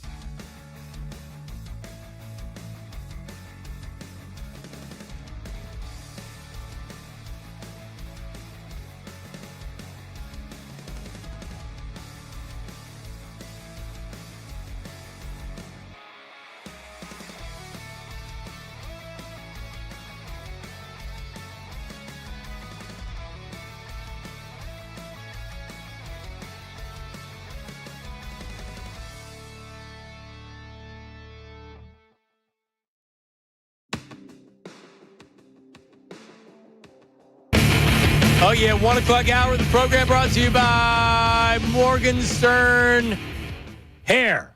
That's right, Morgenstern Hair. That's Morgan with an E. MorgensternHair.com. 3 locations, Ballard, Kenwood, Wayne, Pennsylvania, and Lancaster. Experts in the business. So check them out, 610-831-HAIR, 610-831-HAIR. If you're watching on YouTube, you can see my beautiful hair, and it is beautiful. Hey, yeah, beautiful hair. Ray, just to go over our bold statements of the Phillies season so far, let's do an early check-in. Early check-in, not so hot on the Cy Young conversation about Jesus Luzardo. That one took a nosedive on Sunday. So here are my bold predictions. Otto Kemp, 15 home runs. He only had 2 at-bats. Chris Sanchez, second at Cy Young. He may win it. Luzardo, third.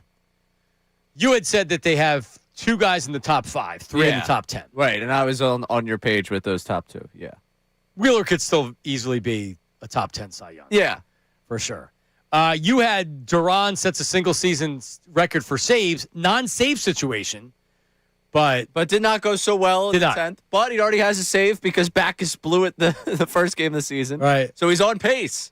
He's on pace to do it. Best Phillies rotation in Phillies history. Another one of mine. Thanks, Aaron Nola. That's not going to happen. Oh, yeah, we're blaming Nola.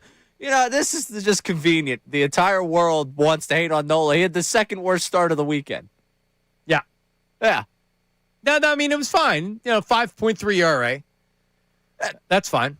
Luzardo pitch. He sucked. What do you want me to do? I'm not going to defend him. You're the one that wants to defend Nola, I just not mean me. that everyone wants to do the punchline at Nola, and no one's going to. Right, but that's what that's what he is. You're talking 3, because that really should be your number one bold prediction, is that, let me put my chest out, Nola's going to be back. We're getting the old Aaron Nola back. That's what you were saying, all spring training, all offseason. Yeah, I said he's going to be third in Cy Young voting. We're at 2018 Aaron Nola. Sean's bold prediction, the Phillies win the NL East. Ooh. Off to a bad start. Off to a bad start, for sure.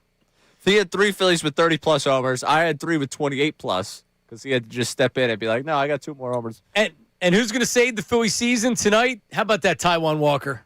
Can I do one more of the bold predictions that we can laugh at? Yeah. 3 Gold Glovers for the Phillies. One of those he was counting on was Garcia. And well, he lost it in the sun. Yeah, I know, but still. All right, so real quick, so far 3 games in, but what do you think of Garcia? He's exactly the upsetting player that you would expect. Like, defensively, you saw the impact on the diving catch, and you saw when he wound up to throw home, a guy stayed at third. I forget who was down at third. Yep. So, like, you see defensively the impact he can have. It is kind of hilarious that they replaced Castellanos with a guy that dropped the ball that Liam probably could have caught. But, like, ultimately, you see what you're getting defensively. Offensively, you're seeing what you're going to get. You're seeing how, like, you're just waiting for him to have that scorching month and then hope that it's not so bad. Yep. Yeah, 3 days 3 days into this, Garcia was available for 1 year and $10 million for a reason, folks. Yeah. But you know what you do? When he's hot, you ride it. Yep. And you move him up in the order and you let him hit it, because when it's gone, it might be gone for a little bit. Yeah, and he did. Hey, if we're giving Harper credit for the hit late in that game on Saturday, Garcia gets credit for late in the game as well. Agreed. Taijuan Walker, Andrew Painter makes his debut for the Phils, and then Sanchez again for the day game on Wednesday, which will be good. Take 2 or 3. I mean, that's the non-sexy thing, but that's what you need to do. Right. Get yourself back to 500. I can't tell you that I got a lot of Foster Griffin takes. You got a lot of Foster Griffin takes? I don't. I have none. Okay. So I'm glad that we both have. Other than this friggin' high-priced offense, it's warmer today, better start getting some hits. All right? I watch all these games. I get to complain. It doesn't mean the season's over. I get to complain when I'm frustrated because the guys aren't hitting. Haven't been hitting. Is tonight the night to take Schwarbaum? Lefty on the mound. Yeah, I mean, it doesn't matter. Splits are his splits. Yeah. I was gonna say left doesn't really matter for him. Yeah, why not? I mean, it's been 2 games, so he's due. He's due. If he wants to keep pace for 50, kind of got. Oh man, yeah. See, like he's trending under right now, right? All right, so Bryce Harper. I know we had a bunch of people chiming in on Bryce Harper. I'm curious that now I'm glued to the TV to hear what the reaction is to Bryce Harper. And I DVR the games anyway because I have soccer practice tonight, 6 to 7. So I'm going to miss the beginning of the game. Is it a 6:40? Yep, 6:40. So they start 6:40 early. Unbelievable. Yeah. So I won't get home probably to the 3rd inning. by the time I get home. With the way that they go off on Foster Griffin tonight, maybe they'll still be in the first inning. Maybe. It might be 10-0 by the time you get home. Is there any I don't believe Harper gets booed independently. It's the reaction boo. Right. Is becoming a little bit more of a personal boo, if that makes sense. No, it makes total sense. We had a texter actually earlier that had something similar to that. Of like, I'm not booing him because I don't like Bryce Harper. I'm booing him because I'm disappointed that I know he can do better for us. It's like, I get that. I totally agree. Totally feel that on that one, but it's still, it's still a boo. It's still, and he hears him. And it's a still sizable boo. No, it was a big boo. It's not just like the one guy in your section that's had a few, and it's like, I want runs, man. It's a lot of people. People are frustrated. All right, let's do a on the Davis Honda text line. I think we're going to talk about the Flyers here. We have a Flyers voice message to us. What do we got? Yo, what's up, guys? This is Larry Henry from Huntington Valley calling back in about the Flyers. 2 big wins over the weekend against Detroit and Dallas, moving them 2 points out of the playoffs. 9 games to go, 8 of them against teams that are currently in the playoff places or in the wild card mix. I like the Flyers, man. I'm telling you, John, you better get on board. 8-1-1 in their last 10, and Porter Martone, the young prospect, signing his entry-level contract this week. 50 points this year for Michigan State. I think he's going to do big things in a Flyers shirt. Come on, jump on the train. Let's go. Oh, I mean, listen. They're 12-3-1 in their last 16 games. I'm going to trump your stat with another stat. And how about this? 25 assists and 25 points in 35 games at Michigan State this year for Porter Martone. Act like I don't know Porter Martone. I don't know hockey. Nobody's more plugged in. No, it's exciting. They had 2 great wins. I was watching last night. I was on the couch last night. Big win in overtime. Dominating performance against Detroit. Yeah. It's good. It's good Night right before. now. I get concerned with, you look at the remaining schedule. We mentioned all those teams in playoff positioning. It's not exactly like it's a walk in the park. There aren't a lot of, we're talking about the Sixers playoff chances. Doesn't seem like there's a lot of Pacers and Bucks left on that schedule right now. So that's the tough part of it. You kind of dug yourself this hole you're trying to get out of, and it's about, all right, great weekend. Get me to Tuesday night. Get me another 2 points. They're trending on the where are we at? Fine line of making this a thing. I'm excited. They've given us something to be excited about. If you told me in January that we'd be talking like this at the end of March, the I games would sign matter. up for That's it immediately. great. Yep. 9 games to play. I was looking for percentages this morning, and they still weren't great. No, but that all changes with a win. So you get a win that isn't expected because, like Larry had said, they're facing playoff type teams coming up. So you're not going to be beating up on bad teams. But all you need is a little bit of confidence, man. That's all you need. 7th most difficult schedule remaining in hockey right now. The Blue Jackets, who sit in front of them, have the 3rd toughest schedule in all of hockey. So we just have to root on the downfall of Columbus. Right. Just keep winning games. You'll be fine, for sure. So Flyers tomorrow night, Sixers tonight. Sixers 2.5-point favorites. Ray, I want you to think about that. Norman Powell not playing tonight. So does that affect? He's their leading scorer, I think. Or he's close. And he's not going to be there tonight. He's not going to be playing. I don't know how it's still 2.5. I got him at 5.5 on my book. Really? No, I'm just saying. Oh, if it was up to me, they'd be favored by more. Huh. They're going down there getting a win. They're going down there and getting getting a win. And then it's a back-to-back with Washington, and Embiid may sit against Washington. Isn't it? Not a back-to-back? I thought they had Wednesday night. I thought somebody said this morning when we were talking it's a back-to-back. There's a back-to-back Friday and Saturday this week. Yeah. So Wednesday is Washington. They come home Friday night. They got Minnesota. Ant-Man, maybe. And then they got Detroit on Saturday. And Detroit, obviously, Cade Cunningham, we know he's been banged up. So strength of schedule-wise, you look at it, they need these 2 to start the week. Is what they need. And then we can talk about the rest of the week when we We'll get there. finish this up, and we have the YouTube chat recap. Should be interesting to what we have today. It's Middays with Marks, 97.5 The Fanatic. Wake up.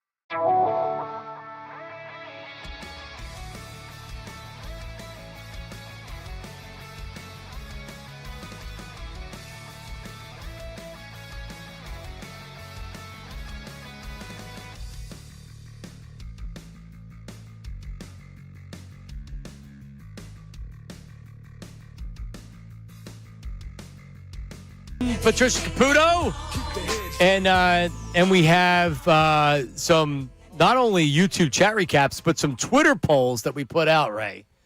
And what are they? All right. So first, should I be let in on the 76ers? Right now, 59% of the vote saying yes. Yeah, you should let in, but with the caveat of we remember. You remember? I remember too. Marshawn Beauchamp a week ago in the starting lineup. I was there. And then was Sean Bryce wrong for wanting his 7 a.m. airport beer to start his family vacation?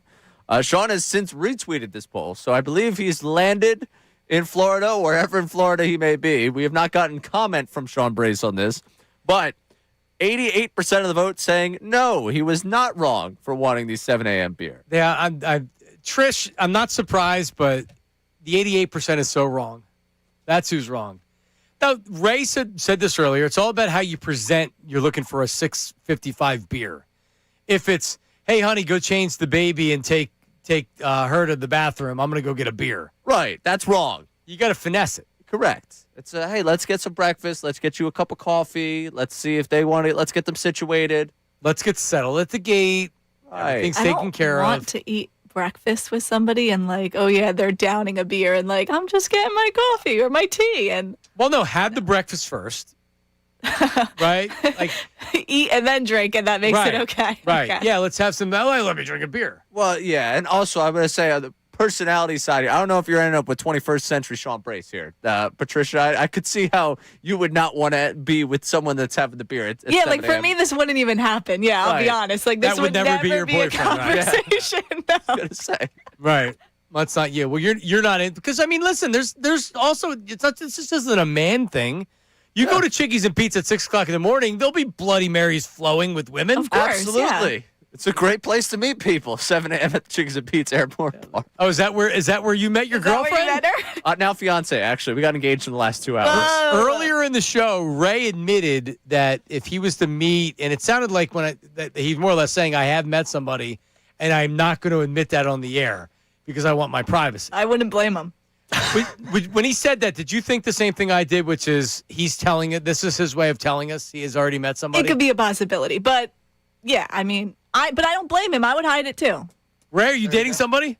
I'm not. No. He looked right down. Ray. He looked right down when he looked right down when he answered that. I looked him right in the eye. Do you want me to look right into the camera? Look up how to lie later. So hold on, look into the camera. Ray Dunn, are you currently dating anybody? I am a single man. Did not answer the question. No, I'm not dating anyone. I'm a single man. What do you want from me? So you're not dating anybody? I'm not on dating any anyone. level. On any level. Never mind. We'll get into it later. But you can be going on dates, but be single, but be dating someone multiple times, not confirmed yet. Well, okay. You know, we don't have enough time. going on dates is not what I'm talking about. Exclusive is what we're talking about. Yes. There is no exclusivity. Bordering on exclusive. Oh, no. All right? Not exclusive. I know you're not exclusive, but bordering on exclusive. In other words, Ray's thinking about asking her if she wants to go steady. This could make or break John's day, by the way. So choose your answer the answer is wisely. no. The answer is no. Okay, good. No. Good. No, I was just simply, I thought I was just throwing something out there. Yeah, good. Jesus. John's thrilled. I was just throwing out there as obviously, I would probably want to keep this one under wraps at some point. No. But I think there's a step there. That's a pretty big step to introduce a girlfriend to this environment. Seems like a lot. Yeah, Mike found out that I was my wife found out that we started dating, and it wasn't just dating; it was exclusive. Yeah, and I asked him not to say anything. Right, and he said why, and I said because there's people out there listening right now that wouldn't be happy to hear that. So what did he do? He said it on the air, of course. And you know what happened?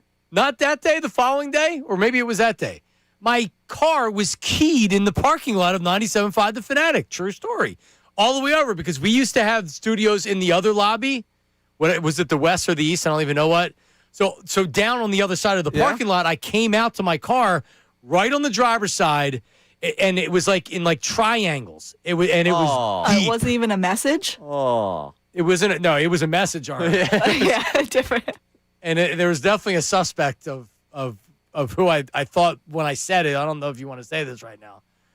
Please don't. But I understand it's a delicate thing from telling everybody when you're dating somebody or Right, yeah, which is why that would, yeah. We know all the cougars out there that listen, they would be shocked and upset. I would not want to upset them. No, they are a group that I appreciate dearly and would not want to upset. Yeah, that's a true story. I was driving a gray Corolla, and it was like two big triangles on the driver's side door. Yep. A lot of fun. Oh, I bet. Thanks, Mike. Yeah. Appreciate it. All right, let's get to the YouTube chat recap. What do we got? It's time for the YouTube chat recap. How about filling us in? Let me tell you something else, man. Watch us live on YouTube every single weekday. I can't lie. Let me tell you something. It's the Middays with Marks YouTube chat recap. Hit me. From Tommy John, billionaire breakfast, steak, eggs, hashed browns, well done, bacon, and black coffee. So that's what Lori's eating before he meets with the reporters? So I wouldn't do bacon and, I know he said billionaire breakfast. I wouldn't do bacon and steak. No, I'm that's not a big steak and egg guy. Really? I mean, I'll always eat steak, but if you go to a diner, you get steak and eggs, you're getting a sirloin steak that generally isn't cooked all that well. That's fair. I'm not ordering it from the diner. Yeah, I mean just like... Okay, if I go to Eddie V's for brunch and I get a filet or something. I go a little crazy there. A New York strip. But no, typically I would just rather have breakfast meat. Yeah, I'm an omeletsman. You like omelet? Yeah. What kind of... See, I like over medium eggs, but too many times I'm getting them uncooked to where... The yolk is obviously supposed to be runny, but the white's not supposed to be runny. And you dip into the yolk, even ordering it over medium, and the white's running all over the place because these people don't know how to cook it. So that's why I get scared in the omelets or scrambled eggs with cheese. Yeah, Western omelet guy. No, I'm not. Western omelet? Yeah, throw a Trish? Western out there. I'll do a veggie omelet. I like a veggie omelet, as long as you put ketchup on it. All omelets come with ketchup. Sausage and cheese omelet, bacon and cheese omelet. Not a lot. Ketchup, an underrated breakfast item. So... Ketchup for me, if eggs have cheese involved in it, Trish is shaking her head. If eggs have cheese in it, that's when you can go ketchup. If I don't put cheese on the eggs, it's only salt and pepper. It doesn't taste right with ketchup. No ketchup? No ketchup ever. You don't like ketchup? Big debate in my family. Only for fries and burgers, that's it. And Ray's dad has his own non-organic ketchup. Dad, all right? Just leave it alone. Let me enjoy the taste of something. Does he have organic ketchup? Yes. That I will try. They're a two-ketchup family. Yeah, we are. I understand that. Yep, no seed oils. And apparently a 4 mustard family now, too. I can understand that, too. Well, no one likes mustard in my family, but I have the spicy brown and yellow and Dijon. I like a nice horseradish mustard. I like mustard. Yeah, I like mustard, too. But not that much? Let's get it together, group. Come on. All right, what's next? From Randy R. Hubart, Sean Bryce Ubered to the airport to meet the fam before the flight. It's actually the last beer of the night, not an early beer. Do you think Sean was instrumental in packing for the trip? No. I would say no. There's no way. No, you don't think he took it upon himself to be like, you know what? Let me get Lane. Let me pack all his stuff. What do we need? Yeah, we need the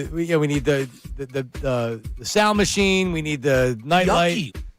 No. I think Sean just threw stuff in a suitcase and said, let's go. The question is, was Sean instrumental in packing Sean for the vacation? I would think he packed himself. Yeah. Mostly. Yeah. Not the toiletries. Yeah. All right, what's next? From MBDBDBF Mayo, on hot dogs is a Class 2 felony, punishable by up to 6 years in prison. Mayo on hot dogs? Yeah. I saw this YouTube chat break out during the show. Mayo on hot dogs? Yeah, who really does that, though? I'm sure there's one or two people out there where you have to really love mayo to put it on hot dogs. All right, keep going. From JM, Howie inferred they're leaving that cap space open for flexibility, implying there is a chance at a pre-June 1st trade to be able to cover the huge cap hit. Yeah, because they do actually have a lot of cap space, comparatively. Yeah. I was reading that in The Athletic. They'll be fine. But if they do it before June 1st, they can probably absorb it. Yeah, they can do it, but they have to sign draft picks. They have more work they have to do, so they need the money. All right, go. From Money Marks is talking crazy. Relax. They're not moving off of Hurts anytime soon. Yeah, I didn't say they were. We all said the likely result of this whole thing is him being the quarterback. I didn't even say. 24/7. I didn't even say likely. It was further than that. It would be extremely unlikely that he's not the quarterback here. Extremely unlikely. But there's also a reason they're not looking to extend him this offseason. Let's be honest, Money Mar. All right? How you like them apples? All right, last one. From Stanley Krapinski, why do we have Sosa in? He can't field better than Stott. Plus, Kemp misjudged a fly ball. Yep. You should have had Marsh. Well, I mean, here's the easy response to that is Sosa made 2 very nice defensive plays yesterday, so we don't really have to attack his defense today. And Marsh, I don't know if you watched him against the lefty yesterday, it wasn't exactly competitive. So Kemp, as much as I want to rag on him for the outfield defense, they were starting Sosa and Kemp. They were getting a start in the first 3 games. Now, do they continue platooning? That's going to depend. Tonight they'll start. Yes. That's part of the reason why they didn't start. Yeah, exactly. They start tonight. Yeah. There you go. All right, predictions tonight, Phils? Oh, they win. Give me a 6-3. This is a fun one? Yeah, as fun as they could be in March when it's probably cold out there. 76ers tonight. Oh, they win. This is a fun one. This is a fun one? one? They win by a dozen. Oh, I love it. I love them tonight. Oh, no, Ray. See, when Ray tries to get in, don't hex us. All right, coming up next, Ricky Bo, Bill Colarulo, the Legion, the Phillies. See ya.